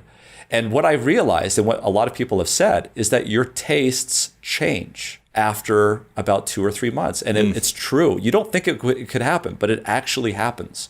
You actually start to like the things that you have changed to. And you live in a blue zone. Are you vegan or plant-based? Yes, so I am plant-based. You say a blue zone, you know what that means then, I guess. Yeah. And because you're in Loma Linda, right? You're in that area? Yeah. Correct. So that's a predominantly plant-based zones in the world. And the thing about Loma Linda that's interesting is you look at the other blue zones like Okinawa, Japan, and these other Sardinia, right? These other blue zones, as great as they are very homogeneously genetic. These are particular populations that have maybe grown that way culturally. The interesting thing about the Loma Linda blue zone is that it's not at all homogeneous. It's very heterogeneous. It's not even really a blue zone. I mean, if you go to other Adventist centers around the country, like Kettering or Andrews University there in Michigan or PUC up there in Angwin, California, you'll see the same thing. It's the same sort of thing. It's what's nice about it is that you don't have to be of a certain genetic type to enjoy the blue zone. I mean, in Southern California is the air quality in Southern California is probably second to none in terms of being bad, especially now with the wildfires recently here. But still, you're able to get, according to Adventist Health Study 2, men seem to benefit actually more than women in terms of getting 7 to 10 years of extra life. And why? It's because of not just diet. It's not a diet. It's a lifestyle. And part of that lifestyle is exercise. And there's been some really interesting emerging data coming out of Canada, actually, looking at exercise and depression and anxiety, especially in COVID-19. How does depression and anxiety play in with weakening your immune system and attracting more coronavirus? And this is not, I'll have to be honest with you, this is not something that I was an expert in until recently. I'm not even an expert in it now. I'm just starting to learn about it. I'm not a psychiatrist. I'm not a neurologist. But I can tell you that depression and anxiety are two things that rev each other up. Anxiety causes depression, and anxiety is something that you get when we're in this pandemic. We've been in this pandemic for about a year now. And people are very anxious. They're anxious about getting COVID-19. There's just a recent article that came out that showed that children, a recent study in children, that have had distance learning and these sorts of things, that anxiety is becoming more and more prevalent, suicides, etc. And what I found, there was an interesting research article that was published by Dr. Jennifer Heiss out of the Fit Lab in McMaster University in Ontario that I thought was excellent work. She looked at she did a randomized controlled trial, and she took students right before exams. So you remember what it was like before exams, right? It's stressful. 6 weeks. 6 weeks before exams, they looked at them for 6 weeks.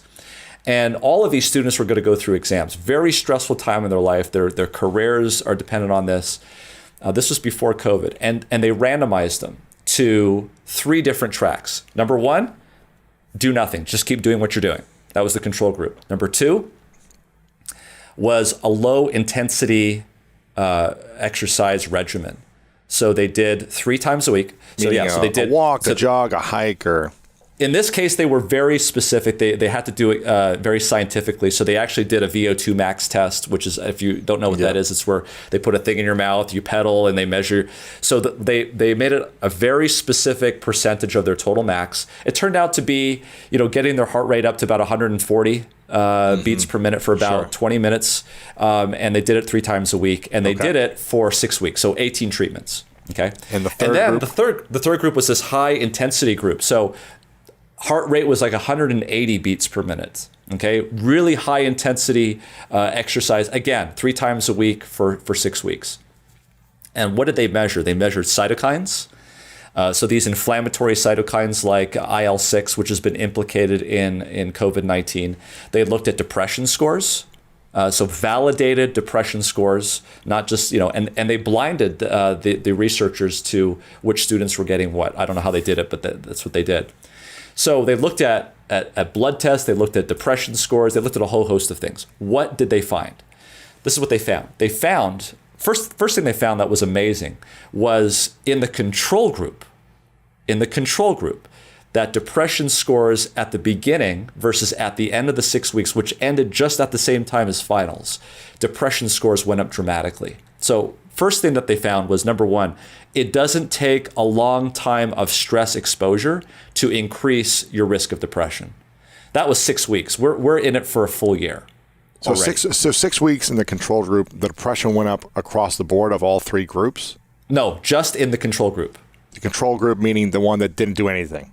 Didn't do any exercise. Got it, yep. They went up. Yep. So more and more stress and anxiety, what's happening, I don't know, finals or COVID, depression increased. And they did no exercise. Exactly. And that's not exactly what you would expect. You would expect the depression score to be about the same, right? Mm-hmm. But what that shows is that stress over a period of time increases depression. Wow. Okay. But in the exercise, moderate, and high intensity group, in the moderate intensity group, depression scores went down. Anxiety scores went down. Inflammatory marker scores went down. In all of those. So in other words, there was no bad trade-off to doing moderate exercise. Now, in the high intensity group, the depression scores went down, but not as much as they did in the moderate group. Anxiety levels, they still had actually the same amount of self-reported stress in the high intensity group, and interferon levels went actually up in the high intensity group. So when your body or your mind is under attack, emotionally, mentally, uncertainty, it's not good to do no exercise. It's not good to go to destroy your body. It's good to have moderate types of consistent, healthy movement is what I'm hearing you say. Exactly. And this is really, really important because with this data is not like picked out of being unique. There is a whole cadre of data that has shown this exact thing. It's called the J curve. The J curve meaning that you start off here with a normal amount, and then as you start to do more moderate exercise, the risks go down. But as you do more exercise, the risks go up. And so this is a real problem in people like Olympic athletes. They have to be very, very cognizant when they are doing high intensity workouts that they're not getting sick, because they're actually more susceptible to getting sick, more susceptible to getting, and imagine the stress that they're under, right? Their one shot at Olympic gold is coming up. They've been waiting next 16 month. years. Exactly. Yeah. Exactly. And so they're athletes and trainers they're very well versed in this literature and this information. People like you and me are not. But I think it's very, very important that one of the things that I think would be very beneficial, and I would add it to my list of things that I would recommend people do. Sleep, obviously, because I'm a sleep physician. Yep. But exercise. And you know what? Exercise improves your ability to sleep. It does.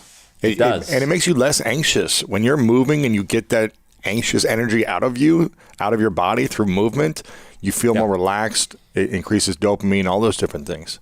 Right. So here's the key point: is you don't have to be Will Hoff to get the benefit of hydrotherapy, and you don't have to be, Olympic Carl Lewis, athlete, exactly, to get the benefit of exercise. And so I think that's the first thing that everyone needs to know.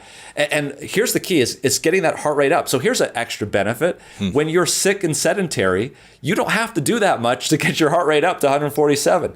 The more you do it, you might not take walking after a while. You might have to actually jog after you do it, but getting started on that routine, you would be, I've had patients, not a lot, but I've had those patients come back and tell me, Doc, I followed your advice. I got on a diet and exercise plan, and man, I feel so much better.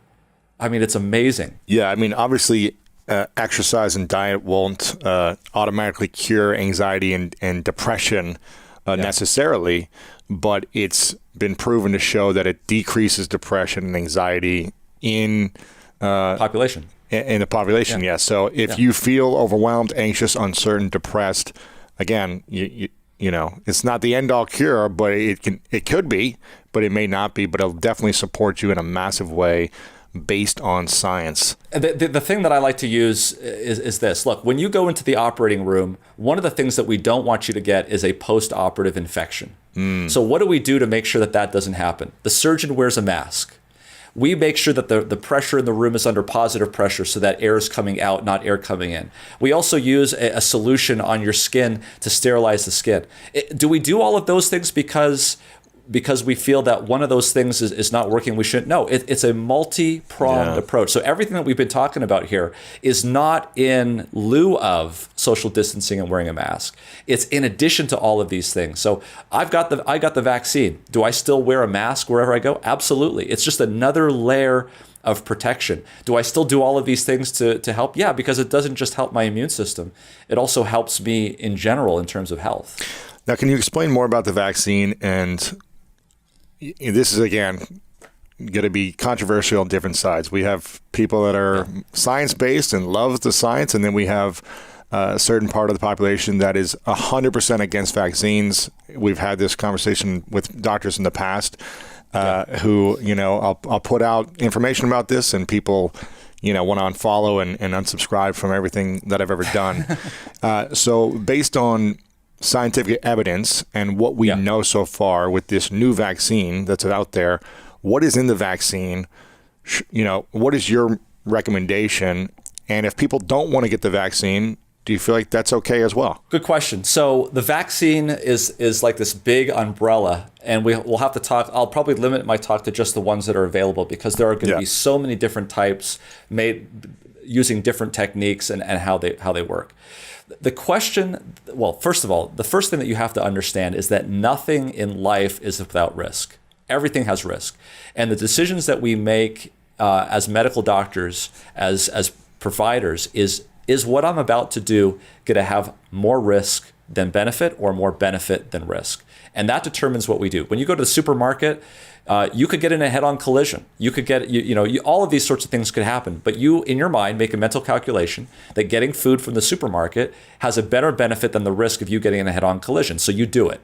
Okay. Mm-hmm. So in other words, if we find that there are risks with something, it doesn't necessarily mean that we don't do it. We do things all the time in the hospital to patients that have risk, but we believe that we are correct in doing it because the benefit we're going to derive is greater than that risk. Sometimes we're right, sometimes we're wrong. But if we do it hundreds of times, sometimes you're going to have problems, sometimes you're not. Okay, so that's the first thing.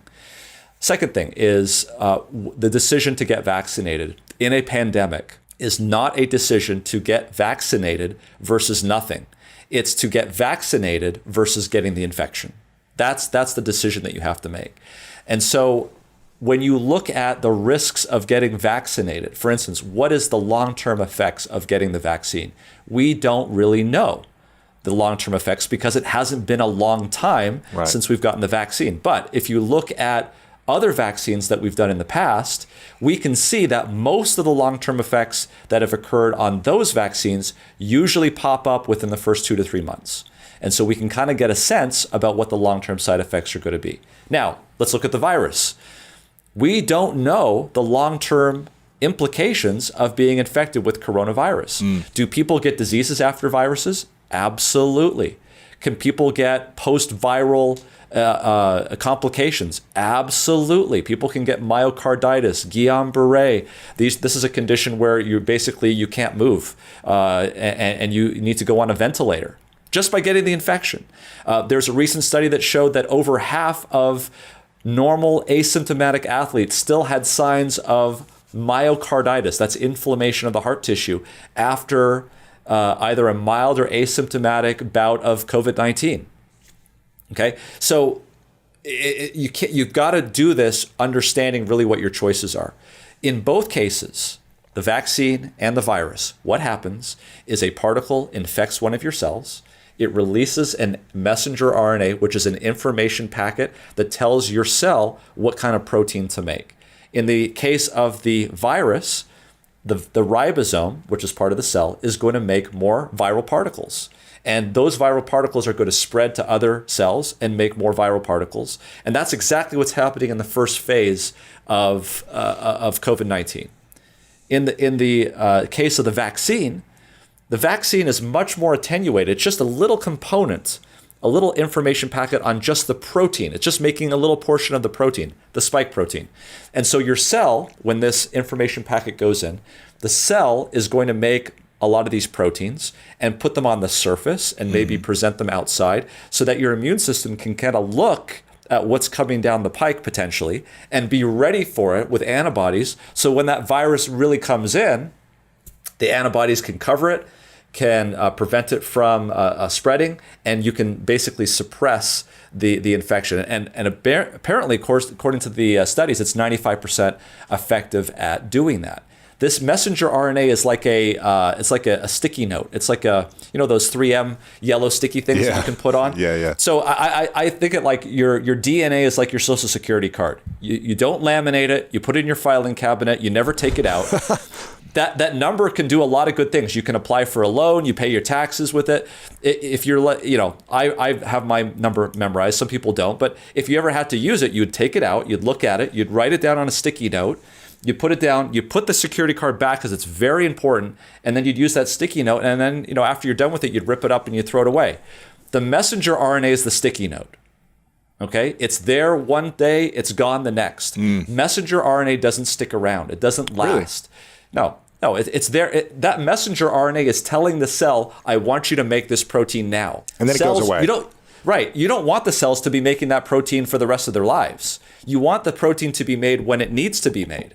And that's why it's so important that these proteins that go into the nucleus to tell what type of messenger RNA needs to be made have to be turned on and turned off. That's what vitamin D, as we discussed, does in many different senses. But the messenger RNA is there when you want the protein. It's gone when you don't want the protein. So the cell has a way of breaking down this messenger RNA so it doesn't exist. In fact, the scientists have to go above and beyond to try to keep this messenger RNA intact long enough to get it into the cell so that it can actually make the protein, because after a day or so, it gets degraded and it gets broken down. So the DNA is like the social security card. The RNA is like the little sticky note that you write and it gets thrown away. There's so many people that are not going to like this conversation that swear by this carnivore, lion meat-eating diet. Absolutely. That say, I had all these inflammations, diseases, physical ailments, pain, when I was only eating vegetarian, only eating these certain types of food, raw, vegan, vegetarian, whatever it may be. Yeah. And then when I went on the steak-only diet or this diet, it went away. Yeah. and I lost the fat, and I felt healthier, and I felt clearer. Yeah. I've heard that by many people over and over again. What would be the cause of that? Do you know? Or is it just certain body types maybe? There's a Gaussian distribution of people. And so we can't, all we can really say is look at the data. Right.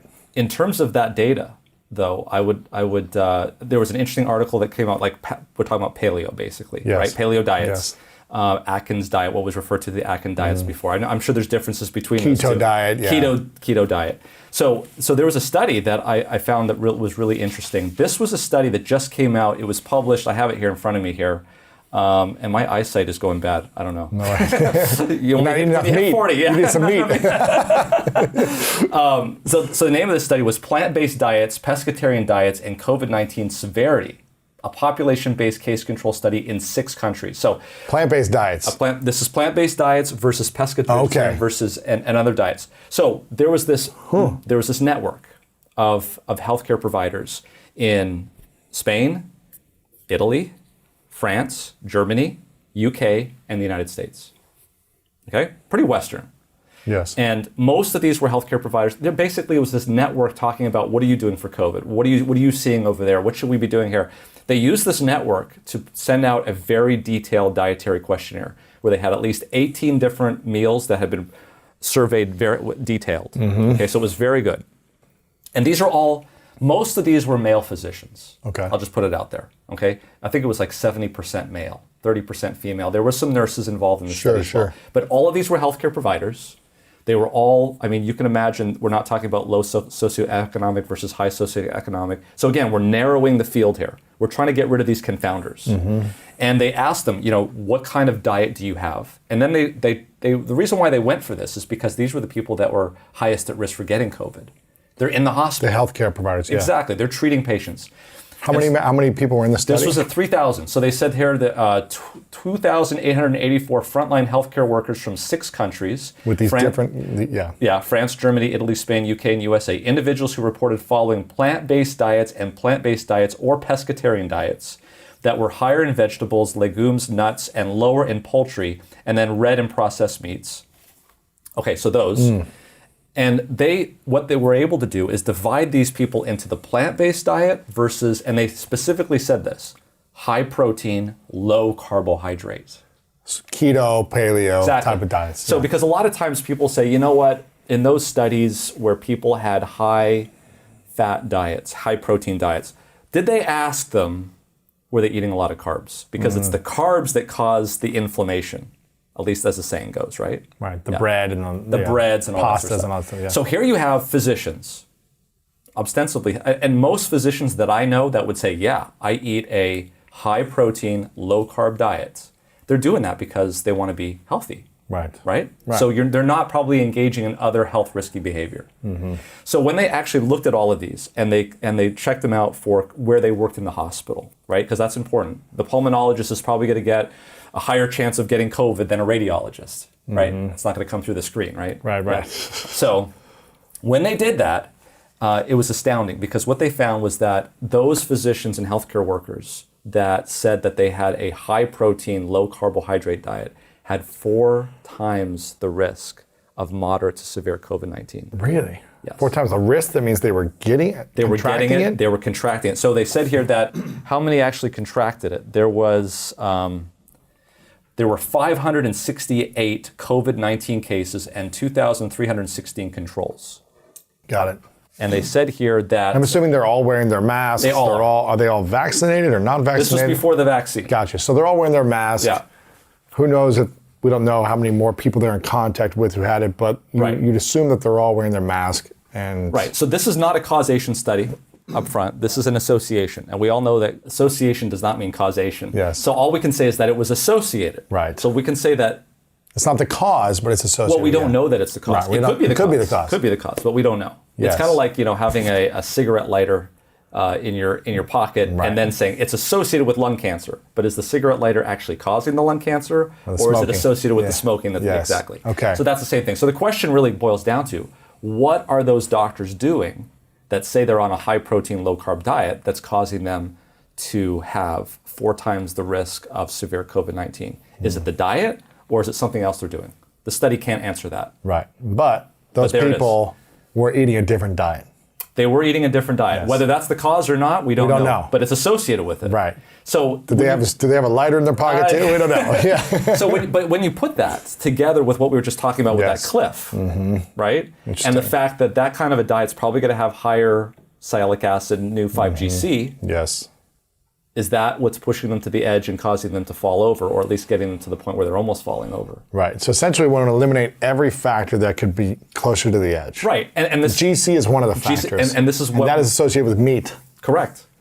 But not fish. Is that right? Not fish. Not fish or chicken. Right. And so not fish or chicken. And so that's the interesting thing there is that they mentioned pescatarian or vegetarian. So pescatarian was grouped in with that. Interesting. Yeah. It's really interesting. So it's this kind of this Swiss cheese model of how I look. Explain the Swiss cheese model. Yeah. So people say, are you pro-vaccine? Are you anti-vaccine? Are you pro-vitamin D? Are you anti-vitamin D?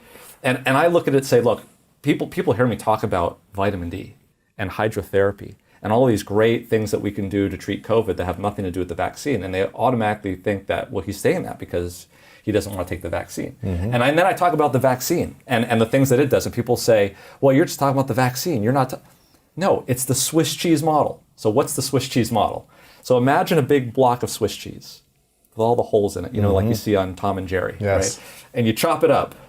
And if you were to pull out any one of those slices, you would see that there's a hole in it somewhere. And you pull out a different slice and maybe there's a hole somewhere else.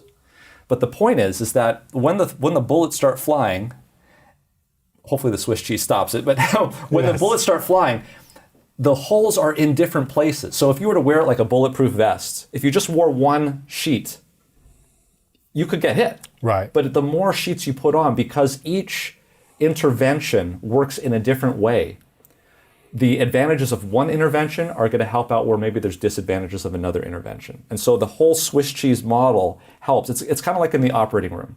We don't want to have post-operative infections. It's really important that we don't have post-operative infections because they can be lethal. So think about all the things that we do in the operating room to prevent that. Surgeons wear masks. Wash your hands. We wash our gloves. hands. Exactly, gloves. We put on sterile gowns. We have positive pressure ventilation in the room. That we have a scrub nurse who monitors everything. We sterilize the equipment, right? So if we say that sterilizing the equipment works, we don't say, well, sterilizing the equipment works. Why are you wearing masks? Right. We don't say that, right? You fill all the holes. Exactly. We want to make sure that we approach 100%. And the best way to approach 100% is answering the test question, all of the above. And that's the method I take. So what are all the above ways to prevent contracting this or any type of virus? You know what? It's redundant. Yes. The good news is that if the evidence shows that if you line up your lifestyle to prevent diseases in general, you're going to do great against COVID-19 and any variant that comes along with it. Okay, so you really need to set yourself up, and that is really there was another study that showed that this is not the different study that showed that a vegetarian diet reduced the risk of severe COVID-19 by 73%. A vegetarian diet? Yes. Wow. A history of a vegetarian diet in there. Yeah. So that's just one. Okay. So what are the other things? Sleep. We could talk about fresh air. We could talk about sunlight. We could talk about stress. We could talk about, so all of those things. But you know what? I have seen people, and I'm in the intensive care unit. I work in an intensive care unit, and it's a one unit hospital. What I mean to say is that if anything happens on the campus of that hospital, whether it's a surgery, whether it's a hangnail, whether it's a delivery, and it goes wrong, it shows up in my unit. Really? So nobody dies in that hospital without coming through my unit first. Wow. Sometimes I'm the last person they see. They get sent to you if there's something really bad. That's correct. We don't have a surgical ICU and a medical ICU and a cardiac ICU. It's one ICU. One ICU. And it comes if it's a baby, if it's a grandparent, well, the baby goes to the NICU. They would go to a different hospital. Gotcha. Because I'm not a pediatrician. But yeah, other than the mother would come. Adults. Gotcha. The mother would come. If she was in danger, she would come to our unit. Okay. Absolutely.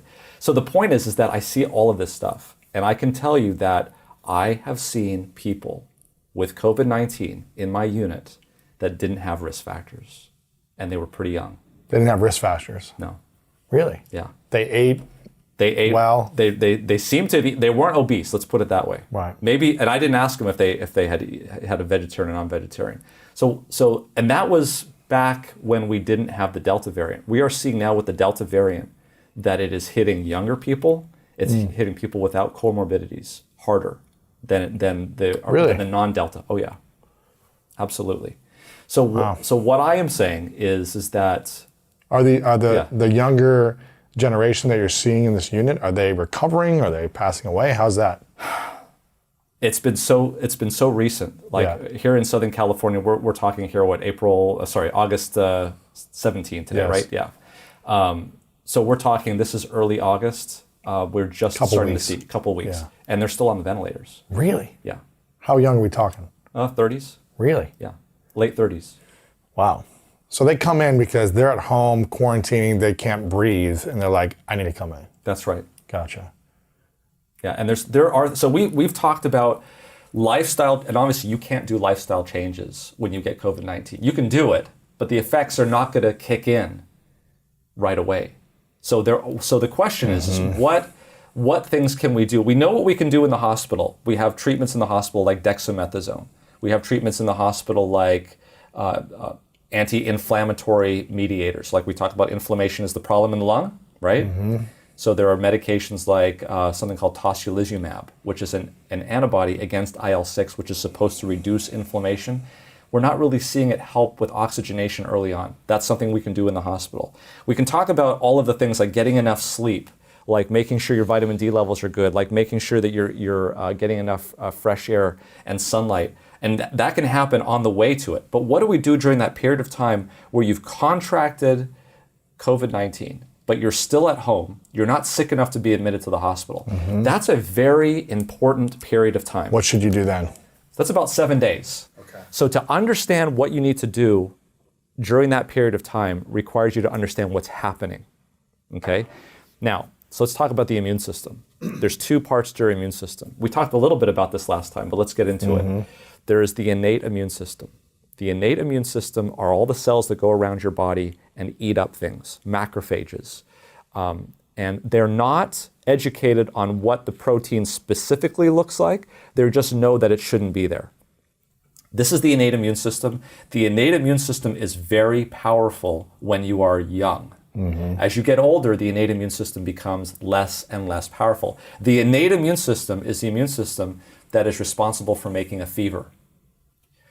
The kids get a viral infection, at the drop of a hat, they've got a fever. It's very... Is that the fever helps fight against it? Yes, exactly. And that's where we're going with this.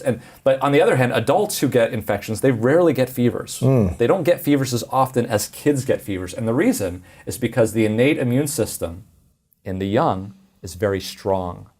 The key here is that you need a very strong innate immune system, because it shuts down viral replication. One of the products of the innate immune system is a substance called interferon. You may have heard of this. It's a very well-named substrate. It's a very well-named substance because it interferes with the virus. Okay. Interferon. Interferon. So remember that, interferon. So now, we want to have that. We want to have that. Yeah. How do you get that? You get that from your cells and having a very strong immune system. Okay. But there's another way you can get it. Okay, we're going to get to that. Now, that's as opposed to the adaptive immune system. The adaptive immune system is a different part of your immune system. It's the part that comes afterwards. It's the part of your immune system that recognizes antigens and makes antibodies. The problem is that the adaptive immune system comes in about 7 days later. So, and what happens is that it starts attacking all of the cells in your body that are infected.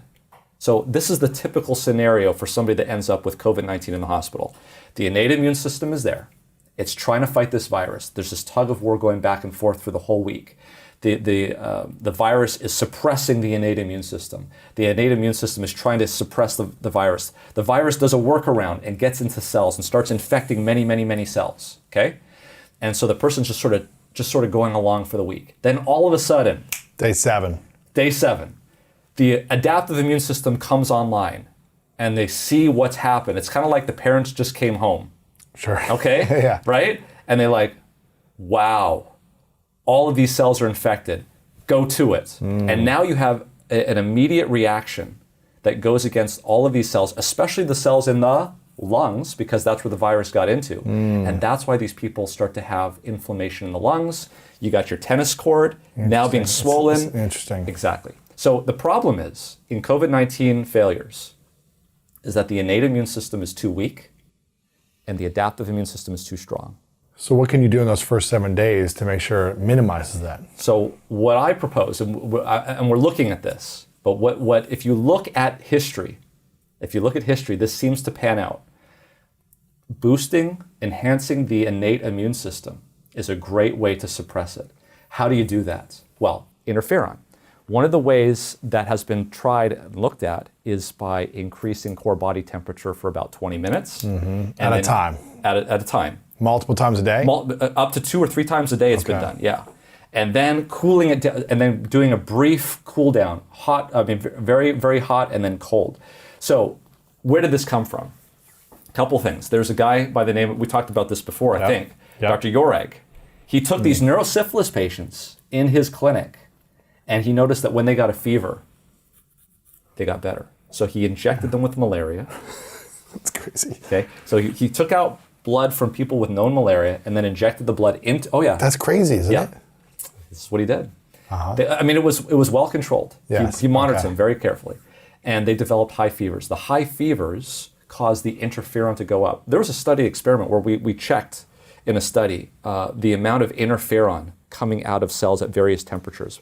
By the time it got to 39 degrees Celsius, which is about 101, 102, somewhere in there. Don't quote me on that, but around that area, a fever. Interferon levels spiked tenfold. Interferon does a great job at killing viral infections. Do you know we used to have patients with chronic hepatitis C? Hepatitis C was a big problem. I was trained in the VA system. We had people, they got it from tattoos, from intravenous drug use. Hepatitis C, chronic hepatitis C. It's basically a blood-borne virus, and it infects the liver and causes cirrhosis after many years. Do you know today we can cure hepatitis C? No. Do you know how we do it? How? High doses of interferon. It's called pegylated interferon, and we can do that. Does that cause a fever? No. It makes you feel like you have the flu. Really? It does, because it's exactly what it does. It fights against it. It kills it. It just eliminates the virus. So do you want to? So when someone gets a fever in general, do you not want to eliminate the fever? Do you want to keep the fever? Exactly. You want to keep it? Exactly. Unless it's causing problems. Now, remember, nothing. So fever is a good thing. Fever is a good thing. Wow. It's a great thing to have. And so what are we doing with fevers? We're giving Tylenol, paracetamol in Europe. We don't want to do that. We don't want to do that unless the fever is so high that it's causing the heart rate to race or the patient is becoming delirious. So I used to always just put like a cold rag on my forehead and it make me feel better. But do I not want to do that if I have a fever? That's fine. Cooling down your head is fine. Okay, but the rest of the body. The rest of the body. So what do they do in these things? And it's interesting what has been done in history. If you look at the 1918 pandemic, in the army hospitals, where these soldiers were coming back and they had the flu, the doctors at the time thought that they were dying from the symptoms of the flu, fever, muscle aches. Hey, we have aspirin. Aspirin just came out in 1899. So they were dosing them up the wazoo with aspirin. For the muscle pain. For the muscle pain and for the fever. It took care of the fever. Some of these people were probably toxic. I mean, we killed a lot of people, unfortunately, with aspirin. The saying is that the German Bayer aspirin killed more patients than the German bullets. Oh my goodness. In the First World War. Wow. Now, there was a group of hospitals at the time in the Northeast United States that was not doing that. What they were doing was the opposite. Instead of bringing the fever down, they were doing these treatments. And the fever up. They were placing very hot packs on them, increasing the temperature so they were sweating. They were putting their feet in hot baths. This is 1918.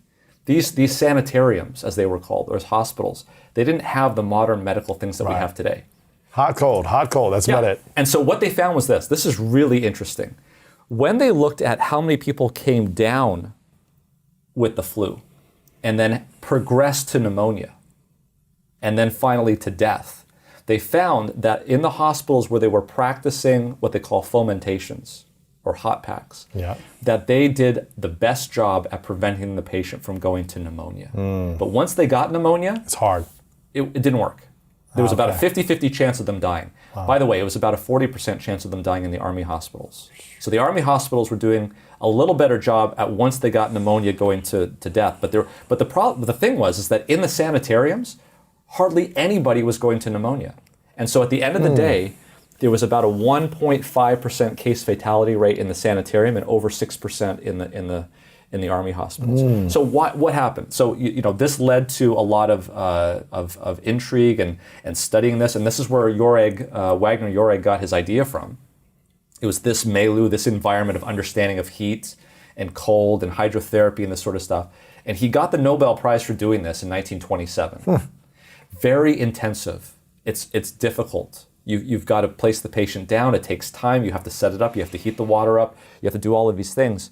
And so by 1928, we discovered penicillin. Penicillin is a pill. You manufacture it. You can give it to people. And it's a lot easier to do. So you have a choice. Do you do the hot fomentations or you just give them the pill? It's a lot easier to give them the pill. And so that's where we, as Western society, and look, I'm a critical care physician. I give medicines out all the time. It's useful. When a patient comes in with a stroke, I give TPA to break up the stroke. I'm going to do that before I do hydrotherapy. That has to work really quickly. So and just because I'm talking about these things doesn't mean that I'm not. I want the best of both worlds. I'm the Swiss cheese model. Yes. And Everything that works, let's do it. Exactly. And so, and not to say that because this works, we don't have to do this. Not to say that because we're sterilizing the equipment, the surgeon doesn't have to wear a mask, right? Everything, all of the above, because that's really what we deserve. Could you give me, if you were a lawyer, could you give me the top 5 pieces of evidence or mindful information for and against taking a vaccine? Okay. Could you say, like, here's what the data is saying, here's You what want me to play devil's advocate? Yes. Okay. I want you to be a lawyer on both sides. Okay. Here's why you should get it, and here's why you shouldn't get it, because there's a lot of people who are, saying no to it. I don't want to have it. It's not what I want. Here's all the reasons why. And there's a lot of people saying you're crazy. Is why you need to have it. Yeah, and it's almost like these two usually with a population there's an overlap where you can meet in the middle. There's no overlap. There's a right and a wrong. Exactly. And it's almost worse than like politics right now. It's like it's breaking up families, it's breaking up friendships, it's breaking up business relationships. If someone's not doing something, then they're bad and wrong, or on both sides. So could you give the case? That's a great question. Okay, so case for and against. Okay, so you're the lawyer on each side of this. I'm going to. Which one should I do first? I'm going to do the case for getting the vaccine. Maybe the top 5 reasons, and then the top 5 for not getting the vaccine. Got it. All right. So I'm going to go with the pro-vaccine one first, and that one I'll have to admit to you is a little bit easier for me to do. Why? Right. Because I'm a critical care doctor, right. And I've seen the worst of the worst. Yes. I mean, I have seen families ripped apart, wiped out because of the virus. Really? Yeah. I've had situations where we're intubating somebody and we say, call the husband. And they call the husband and he's down in the ER himself. No way. Yeah. And they're in the same room and one dies and the other one's still there. Oh. Yeah. So this is the type horrible. of thing. I've seen these things. And we've got to call up family members. So these are not just war stories. These are things that happen. Wow. And it's hard to do You're that. seeing this on a weekly basis. On a daily basis. There was a period there in February where I worked literally 5 weeks in a row. I got up at 6 a.m, went in at 7, didn't get home till 8, and I did that for 5 weeks. Wow. Because there was just nobody else. Who else is going to do it? Wow. And to see that, and I mean, we had nurses that instead of seeing 2 patients at a time, they were seeing 4 patients because we had nothing else. We had to write up, and maybe these are the reasons right here, there you go. Basically. We had the state of California, and I don't think the state of California is unique in this. I think all 50 states were doing this. Were making their hospitals to come up with plans as to what we would do if people came to the hospital and we just didn't have resources. What'd you do? Yeah. So we had to come up with a protocol that would say who are we going to give treatment to and who are we not going to give treatment to. And the reason for that was, I'll explain, has to do with exponential growth, which we'll talk about. Sure. But it was interesting. In that protocol, we could not use age as a determining factor. It had to be based on medical futility, basically. Interesting. Yeah. So that's very hard to do. I've been a physician for 20 years, 20 plus years. Never thought about that. That's like disaster medicine. Okay. Disaster triage. So one of the reasons for Yes. it is, and I think one of the things that is the reason why people don't understand why things are going is because of this idea of exponents. Okay, so let me explain. I'll give you a choice, Lewis. I can give you $1 million right now, Yes. or I can give you a penny right now, but tomorrow I'll double the penny, and the next day I'll double it again, and the next day I'll double it again for 30 days. What would you take? I would take the second option. You would take the second option. Because of exponential growth. That's because, Lewis, you understand exponents. Yes. So if you do that to 30 days, you'll realize that on the 30th day alone, I'm going to be paying you over $5 million. Right. Okay? So, but to someone who doesn't understand that, think about this. I give $1 million to somebody and they go out and buy a house. That's logical, right? If someone won $1 million and they went out and bought a house, what they're doing would be commensurate with what they got. Yes. Okay. Now imagine I give somebody a penny today and I'm about to give them 2 pennies, and they understand exponents, but nobody else does. And they go out and they buy a house, and they go out and buy a boat, and they go out and buy a car, and they go on a big vacation, and you're like, whoa, this guy is crazy. Right. He's way overspending. By the end of the first week, I think he has like 64 cents in his wallet. Wow. By the end of the second week, he's got a few $100s. So clearly, this guy is way overspending. And that's the thing that I think a lot of people see, is they see a few hundred cases here and there, and the government's coming down like a ton of bricks. And they're saying, you're just using this as an excuse to but what they don't understand is that it's going to go like that for a long time. And then right at the end, things start to pick up and go real fast. Real fast. And we have examples of this. This happened already. I mean, the Delta variant came from India. It was first discovered in India. And what happened over there was, I mean, if you look at some of the stories, they showed up to the hospital, there was nothing there for them. There was such a demand for oxygen, they ran out of medical grade oxygen. They had to use industrial grade oxygen. And the problem with that is it wasn't sterilized. And so they're getting pumped full of oxygen, and 2 weeks after they get off, that they survive and they get off, now they have black mold in their sinuses, and it starts to eat through their skull and into their brain. And they have to get this cut out. Yeah. So this is the kind of stuff. Man. I mean, there's whole situations where ICUs, basically the oxygen just ran out, and everybody in the ICU died at the same time. Really? Yeah. So this is the problem with exponential growth. Start to learn about exponential growth, and you'll see why once we get to exponential growth, there's very little that we can do about it. Okay. And so one of the pro points of a vaccine is that it could potentially reduce the spread and prevent you from getting to that exponential growth. Got it. Okay, so that's called the R0 value. If you look at the R0, that'll tell you if it's at 1, that means that there's going to be no growth. One person infects only one person, so it's going to stay the same. Everybody, the number of people that are infected is never going to change. If that R value goes down below 1, that means the pandemic is going to just go out. It's going to fizzle out. Yeah. Where are we at right now? We are at 1 point something. And it's going up. So one person infects 1.1 people. This is on average. And so long as that number stays above 1, we're going up. The chance for exponential growth is going to happen. That's correct. Okay. So the natural history of these things, have you noticed that they go up and then they come down? So what's happening there? Something is changing. You know, this last time in February, it came back down. A lot of people said, oh, it's the vaccine. It's not the vaccine. What caused it to go down? Lewis, remember back when things started to get really rough, what did you notice that a lot of friends of yours said, hey, you know what, we were going to get together Saturday night, but we're not going to do that this time. Yeah. That's exactly what happened. And when that happens across the board, the virus can't spread. Unless people gather. Exactly. And so what really is causing this to stop and come back down again is people's behavior.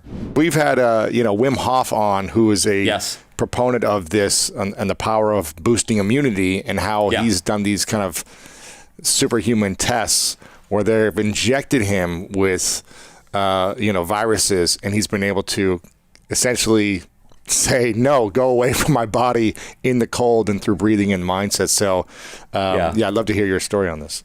So you don't need to be you don't need to be Hoff to do that. You don't need to be part of the polar bear club. Not to say that there isn't some use for that. So I started to look into the research on this, and one of the areas that really held my fascination was the 1919 pandemic, 1918 flu pandemic, and what happened. So one of the things that you've got to understand about COVID is the timing. Timing is everything. And really, there are two phases to this disease, and you can really draw the line with COVID is when someone is at home versus when someone is at the hospital. COVID and what's going on with COVID at home is completely a different animal than what's going on in the hospital. And I'll explain. And this has been borne out by research and studies, and I think this is not controversial. This is pretty well understood, is that when somebody is infected with SARS-CoV-2, it suppresses the innate immune system. Now, the innate immune system is part of your immune system that gives you a fever. It sends out these macrophages to kill things that don't look like what it's supposed to look like, as opposed to the adaptive immune system, which is later on, that's antibodies, that's protein structures, that's T cells, B cells. So what the virus does is it has this strategy where it infects the person, it suppresses the immune system, it allows it to replicate and spread into multiple organs of your body. And then when the adaptive immune system comes on, it now has all of these cells that it has to attack. All of that inflammation, especially in the lung, can put you into pneumonia, get you hospitalized and on a ventilator. And so the strategy should be at the beginning of the virus is to improve, is to substantiate, is to boost the innate immune system to get rid of the virus before it gets to that phase. But what we're noticing is when people get to the hospital and they have pneumonia, is the immune system is overramped. It's causing inflammation too much. And that's why things like steroids work. That's why things like anti-inflammatories work. And so what we're noticing is when we do randomized controlled trials on remdesivir, which is a antiviral, that's going to work early best. When we look at steroids, we found that only worked great at the end. And so the timing is really the key. So when you understand that, you'll understand that one of the tools of the innate immune system is something called interferon. Interferon is a protein, and it does exactly as it sounds. It interferes with viral infections. What SARS-CoV-2 does at the very beginning of this is it takes interferon and suppresses it. And it does it in a way because it uses its proteins in a way that it suppresses the body's ability to create interferon, to use interferon. We know that from very well conducted studies that have shown that people who have innate problems with interferon always seem to have very bad courses with SARS-CoV-2. People who have mutations with low interferon levels have very bad courses of SARS-CoV-2. So we want to strengthen interferon. Correct. So with that in mind, with that framework in mind, one of the things that I looked into is what did people do prior to 1928? And why do I say 1928? It's because in 1928, we discovered penicillin. And penicillin and the use of penicillin, prior to penicillin, when you went to the hospital, things were very labor intensive. The doctors, the nurses, they would be doing hydrotherapy. They would be doing all of these treatments that were very, very labor intensive. After 1928 and the production of penicillin and antibiotics and drugs and the FDA and randomized controlled trials, now we were able to control disease by affecting the pathology, so the bacteria. And so a lot of that, what we learned, had gone away. So what was it back in prior to 1928? What was it that we did in these hospitals when the flu pandemic arrived? And so I started to research that. And what I found was something that was really interesting and started to really attract my attention and start to look into it. If you go back, there was a number of hospitals, especially in the northeastern part of the United States, which is where America basically was centered at that time. There was this rebirth, if you will, among the snake oil experts and the people peddling morphine and arsenic for all of these things that could work. There was this understanding of this rebirth in the late 1800s about natural remedies and about things in terms of nature and fresh air, sunlight, these sorts of things. And these hospitals, they were known as sanitariums. Well, there was one particular fellow, actually a number of them. There was a Dr. Jackson in New York, but more notably, John Harvey Kellogg, who you may recognize that name as starting Kellogg's Corn Flakes and this health food industry back at that time. He was the director of the Battle Creek Sanitarium in Michigan, which was the world's largest hospital. And they saw very, very, elite patients, people like, J.C. Penney, people like Montgomery Ward, people like Franklin Delano Roosevelt, Amelia Earhart. They would all go to this hospital for They were like the Cleveland Clinic of their time. Exactly, exactly. And these weren't just like things that they were pulling out of a hat. These things worked, and that's why people went there, because it was the state of the art. So what did they do? They were using hydrothermal therapy. They were heating up the patient. I mean, if you can see pictures of this, it's a hilarious crack up, because you'll look down the hospital hallway and you'll see these rooms, these treatment rooms with little holes. And out of these little holes were their heads. The patients' heads were popping out. And this room was used to heat up the body. It was a hot box. It was a sauna. Exactly. Yeah. Exactly. That's exactly what they were doing. And keeping their head cool. Now, this type of treatment spread, and it was well understood. And I think the zenith of this, interestingly, was a guy by the name of Wagner Jauregg. He was an Austrian psychiatrist, and he had his insane asylum there in Austria, and there was obviously a lot of people with neurosyphilis. Neurosyphilis is a condition, obviously, where you have syphilis that goes to the brain. It's a type of bacteria. It's an organism, and this is before penicillin. So we couldn't treat it. We could treat malaria, but we couldn't treat it. So this guy Wagner Jauregg, noticed that when his neurosyphilis patients had fevers, they actually responded and they got better. Their symptoms abated. And so he had this idea: what would happen if I purposefully infected them with malaria? Right. Because malaria gives you really high fevers. And so he did it. And wouldn't you know it, he cured them of their neurosyphilis. No and then way. he treated them. Yeah. And then he treated them with the known treatment at the time for malaria, cured the malaria. So he was able to basically cure neurosyphilis by inducing a fever. And for this, he actually won the Nobel Prize in Medicine, ironically, in 1927, the year before penicillin was discovered. So if you look at the 30,000-foot level about where we've come in the United States, and in fact the world, in the last 100 years, we were going down a path of enhancing the body's own way of dealing with the virus or whatever bacteria, whatever it was. You know, the immune system is so incredibly complex. We didn't understand it at the time, but we understand it now, and has so many ways, so many angles of attacking pathogens that if we are able to just turn on that machine is going to be, I mean, let's look at it. People who get infected with coronavirus today, more than 80% of them recover on their own because of the immune system. It's only a small amount of people that cannot deal with the infection and they end up in the hospital. But of course, we have so many people being infected that it's overwhelming our system.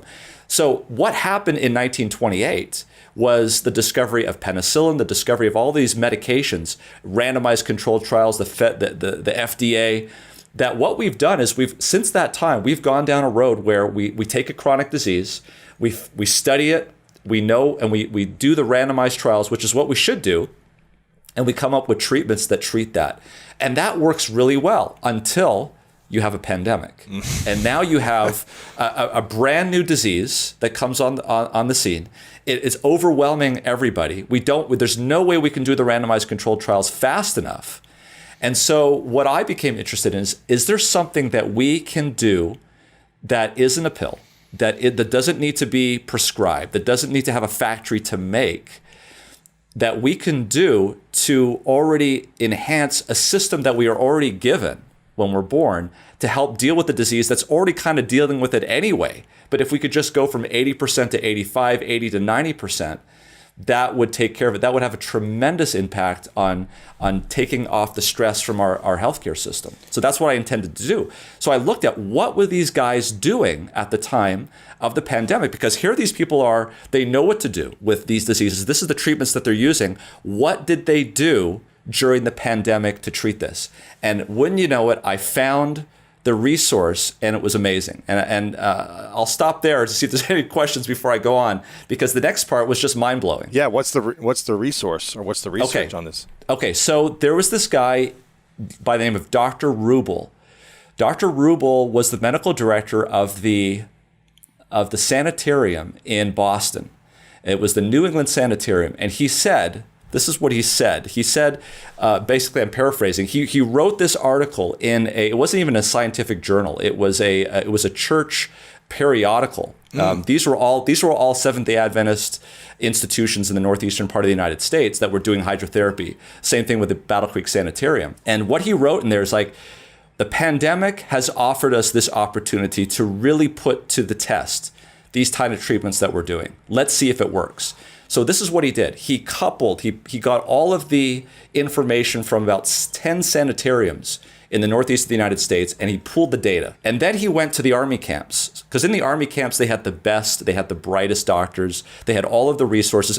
As you remember from 1918, these people from Europe, these soldiers, were coming back to the United States. The war had just ended, and they were bringing back, unfortunately, with them the flu. Mm-hmm. And so as they came back, they made these camps in the United States, and they were treating these people. So about 20% of the people in the camps came down with the flu. And when they came down with the flu, again, two components to the disease. The first part was the virus, the viral replication phase, and then pneumonia. And if they got pneumonia, there's no antibiotics. It was almost like a death sentence, because there's about 40 to 50% mortality rate. Okay. Wow. So the key is you don't want them to get to the pneumonia stage. You want to get this before it gets to the pneumonia stage. And the thinking in the army camps at the time was, what's killing these people? It must be the fever. It must be the symptoms of the flu. And so aspirin had just come out in 1899. Bayer aspirin. Ironically, it was a German company that came up with aspirin. And so they were giving aspirin to all of these people in the camps. I mean, because aspirin would take away the fever. Aspirin, ironically, the fever is the sign that the innate immune system is doing something, right? You get interferon, fever goes up. And so the very thing that was trying to help these patients, they were getting rid of. They were suppressing it, which was causing them to be more sick. Exactly. And so at the end of the day, it was about 10, 15% of these patients were coming down with pneumonia, okay? Because they were giving aspirin and all of these sorts of things. Compare that now to what was going on in the sanitariums. So in the sanitariums, they were not doing this. What they were doing, what was the treatment? What was the rational treatment, in the words of Dr. Rubel, that they were doing? So as soon as they came down with symptoms, they would isolate them. They would put them in bed. They would have them rest. They would also expose them several times a day to sunlight, sunshine, fresh air. Ventilation was very important. And then they would do something called fomentations, and that's the old term for hydrotherapy. Essentially what they would do, practically speaking, is they would get a pot of boiling water. They would put these towels into the pot of boiling water, take it out, wring it out, and they would place it on the bed. The patient would lie on this with a sheet in between so they wouldn't be burned. And then they would place fomentations on top of them, basically creating, if you will, a hot box. And they would do this for about 20 minutes. When they were done, they would then put cold water on them and rub it, and so basically to cause vasoconstriction, we now understand, and lock that heat in.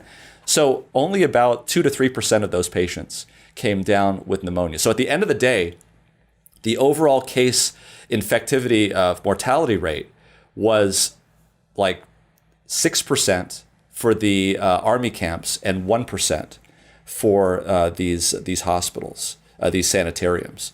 So then I looked at that. I said, that is remarkable. Yeah. That here we have, it's not a randomized controlled trial, different populations, different things, but it at least tells me that this has been tried before. I mean, a Nobel Prize has been given on the basis of this type of treatment. And here's something that you don't need a prescription for. You don't need a test. If you feel bad, you can start this right away. And so as one of my recommendations, going back to the original question, doing contrast showers is a nice way of doing this as a tonic to help prevent and keep your immune system on kind of a sentinel mode, looking around. But if you actually come down with it, if I've gotten where I think I might be coming down with something, I will do the hot fomentations, and you'll just be sweating there. But after you're done, you feel amazing. Really? So if you feel like, okay, I'm getting a cold, I'm getting a flu, I'm getting a virus, whatever, something, what would you do from that moment as you started to feel that? You go right into hot, cold showers? Is it So the first thing I would do is I would alert my wife. Yeah, of course. 'Cause it's hard to do it on yourself. Yeah. And what she'll do is she'll get a large foot bath, and she'll put the hottest water you can tolerate in there and put that on the ground. I'll lay down. Yep, and I'll put my feet in there, and that helps. Any part of your body that you can do to try to heat up your core body temperature is important. Okay. So basically, we'll put down a hot towel. I'll lay on that, keep my feet in there. Anything that will increase your core body temperature. Cover me up with a blanket. So I'll be basically in my own hot box. I'll have a cold towel on my head, cold towel across my carotid arteries here, so that my head remains cool and it doesn't know that my body is being heated, but I'm being heated up. And then that's for about 20 minutes, and then that comes off. I get cold water on the feet, cold water on my chest, and then for just a brief moment for about 30 seconds, and then I go lay down. And you can do that once, twice a day. And what that will do, and this is not hocus pocus. They have actually done the studies where they will take monocytes, which are responsible for secreting interferon. Take monocytes they've done the study where they take them out of people at different temperatures, and then they expose them to a bacterial challenge or some sort of foreign challenge. And right when you get to about 39 degrees, the interferon response goes up tenfold. I mean, it starts to go up, and then right about 39 degrees centigrade, which is maybe 102 degrees Fahrenheit, you get a tenfold increase in interferon response, which is exactly the same substance that we are lacking early on in the course of this disease, COVID-19. Is this something that someone could prevent on a weekly basis where they do hot, cold as well? Or is this just something you do in the shower? It's like, okay, let me do hot, cold for 5 minutes and help me there. So I do my showers hot, cold, but that's another point that you bring up, because there is a whole society on this planet that does literally this pretty much twice a week, 5 times a week, and you know who I'm talking about. Yeah, and they don't get sick, or they say that, I talked to Wim Hof and he's like, I don't remember the last time I got sick. And I mean, there's the Finns. There are so many saunas in Finland that if you were to ask every Finnish person to go into a sauna at the same time, there would be enough saunas to do that. Yeah, and then they jump in the cold. They jump in the cold water. Yeah. And so if you look at the COVID data in Finland, they outperform just about any other Nordic country next to them in terms of mortality rate, in terms of, I mean, not to say that the Swedes don't do saunas and the Norwegians don't do saunas. They just don't do it as much. The data is actually a little bit overestimating, because a number of people, a lot of people who were in Helsinki that came down with COVID were actually immigrants from Africa that had come down. There was a huge problem early on. Interesting. And that goes back to the vitamin D issue. So here we have people with dark skin coming from, Africa, who are used to getting the sunlight that they need to stay healthy. And now you're putting them literally at the other extreme of the planet where, through the winter, the sun may not even come up. And they are at extreme risk of getting vitamin D and huge problems in terms of COVID-19. So is steam room and saunas also beneficial in hot tubs, or you think just hot, cold showers? I think, it's interesting.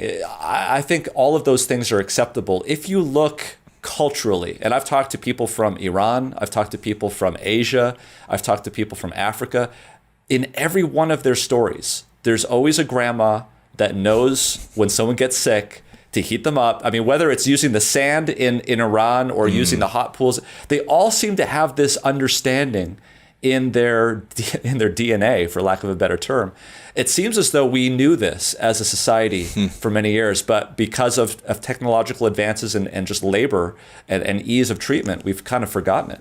Right. Or just say, well, take this pill and that'll make you feel better. But heating someone up when they start to feel some type of sick for 15, 20 minutes, making the head or the neck cool, heating it up, and then putting cold afterwards, and then resting, sounds like a simple remedy that we could all do naturally. Yeah. And if people are interested in this, a website that I found that's really helpful is a simple one. It's just hydrotherapiathome.com. hydrotherapyathome.com. They have a number of resources that I found that are very helpful, videos to show how to do it.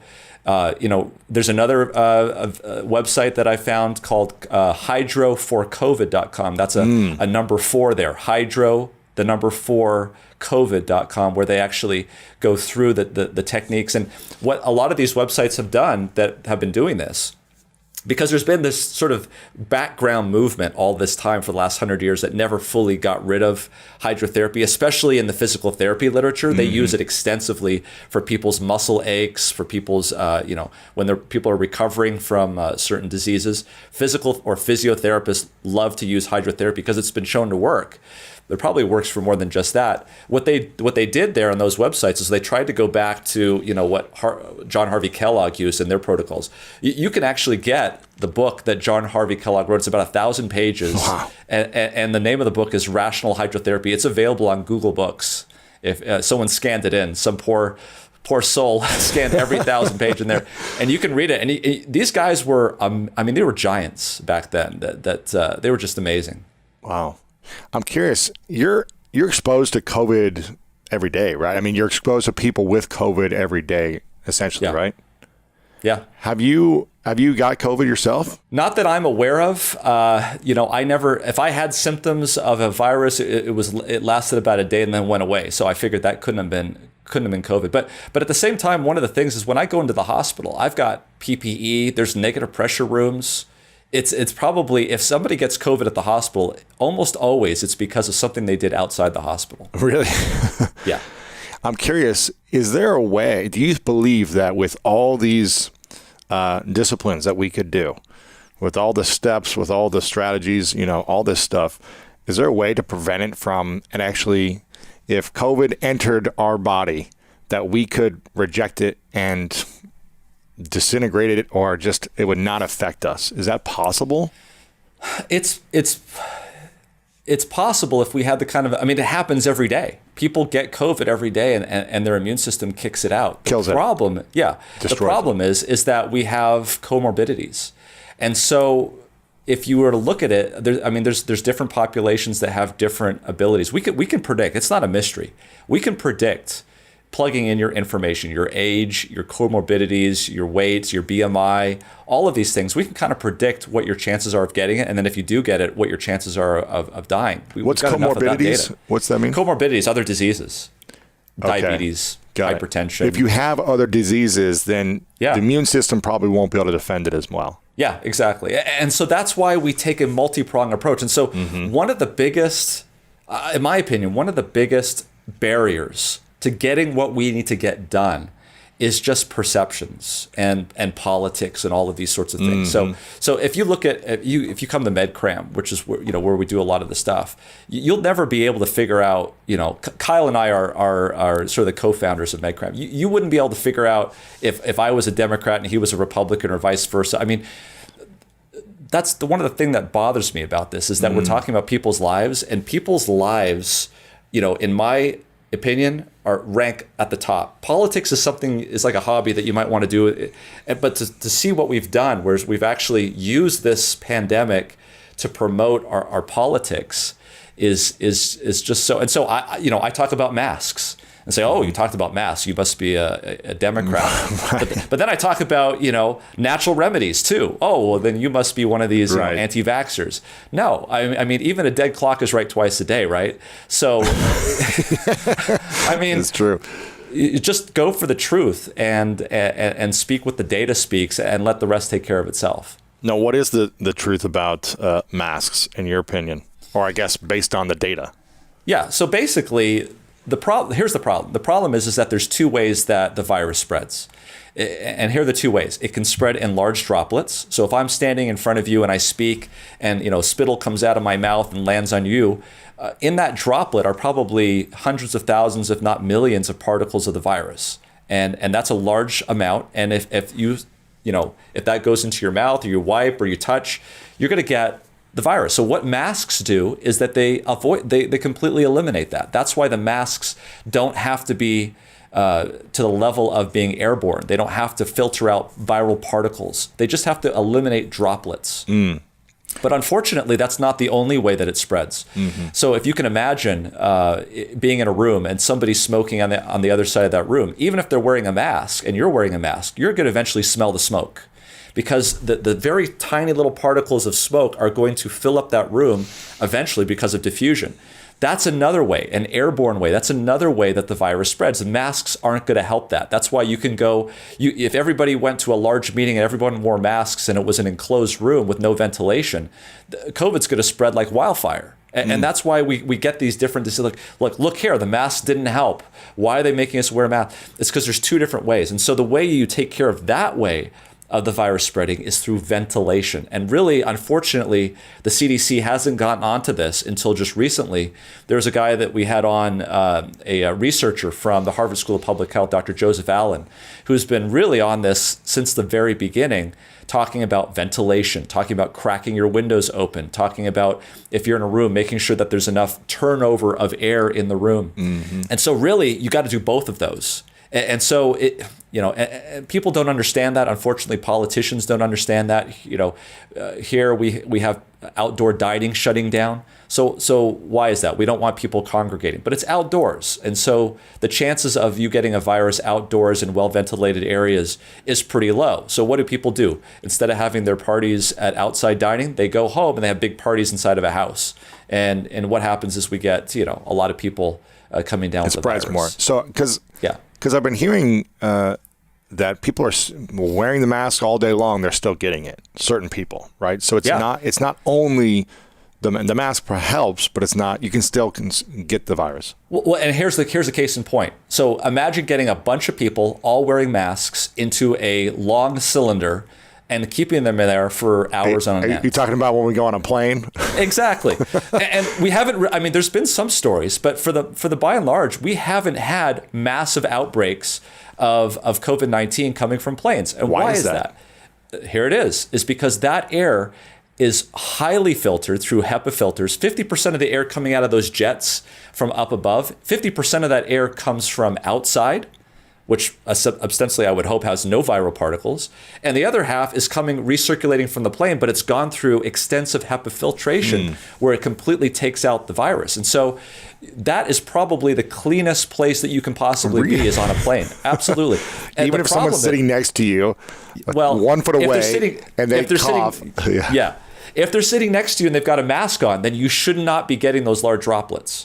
But here's the problem, though, is on a plane, that system is only working when the engines are running. So the most important times to be very careful and not to snack, not to take your mask off, is on... before it takes off. Exactly. So get on the plane last. Exactly. Keep your mask on. Don't pay to go on the plane first. Yeah, I know. Wow. Yeah. Sit in the back seat if you have to go last. Right. Okay. What about nose breathing? I've been doing more research. There's someone we just had on who's studying the effects of nose breathing and how, I'm always getting this wrong. Is it nitric oxide or nitrous? Nitric. Yes. Nitric oxide, where it comes when you breathe through your nose, it creates nitric oxide in it. And there's been studies, I don't know if you can confirm this, that essentially COVID cannot exist in a state of nitric oxide. Is that true? And what does that do when we breathe through the nose and not through the mouth? Well, I'm not sure that the amount of nitric oxide, in vivo. So here's the word that your viewers should be aware of. In vitro, that's on a lab bench, on a petri dish, and then in vivo. So we may do studies on in vitro that something, that nitric oxide kills the virus, or that zinc kills the virus, or that hydroxychloroquine kills the virus. In a little petri dish. In a little petri dish, right, at a concentration that may never be achievable in the actual human body. And then we move over to the human being and it doesn't work. Gotcha. I haven't seen those studies. I will say this, though, that breathing through the nose humidifies the air. And I know that the virus does not like humidity, generally speaking. It does not like humidity. And so that also may play a role. But this thing about in vitro and in vivo and getting a medication that works, and why can't we just get this medication to people?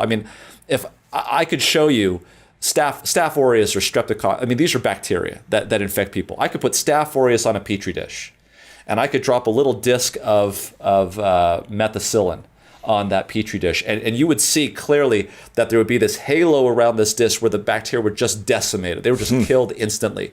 And I'd be like, well, great, this is amazing. Hey, we got this patient over here with a Staph aureus pneumonia. Let's just give him methicillin and he should be fine. Well, as a doctor, for the last, 20 years, I've seen case after case, and I've gotten to learn, and anybody who does this will learn, it's not just me, that something may work really good in the lab. Something may work really good on paper. This thing may just decimate Staph aureus. But you give that to somebody, maybe there's some other extenuating circumstance that's causing them not to get better. I mean, the body is a very complex machine. Putting a seatbelt on after the car accident is not going to help the person who's injured, even though it would have prevented it in the first place. And so there's such complexities that I think the public needs to understand that just because there's a lab test or a value that seems to work, it's a whole nother thing. Yeah, applying it to the putting it human into body. a patient. Yeah, Exactly. and testing that over and over, and dosage, and does it affect Correct. other? Does it impact you in a negative way by that much? All that stuff. It's not just about the food. It's actually about how our body responds to what we put inside it. If you feed your body something that's not good for it, it's going to react poorly, not going to be good for you. If you feed your body something that is good for it, it's going to activate its health defenses.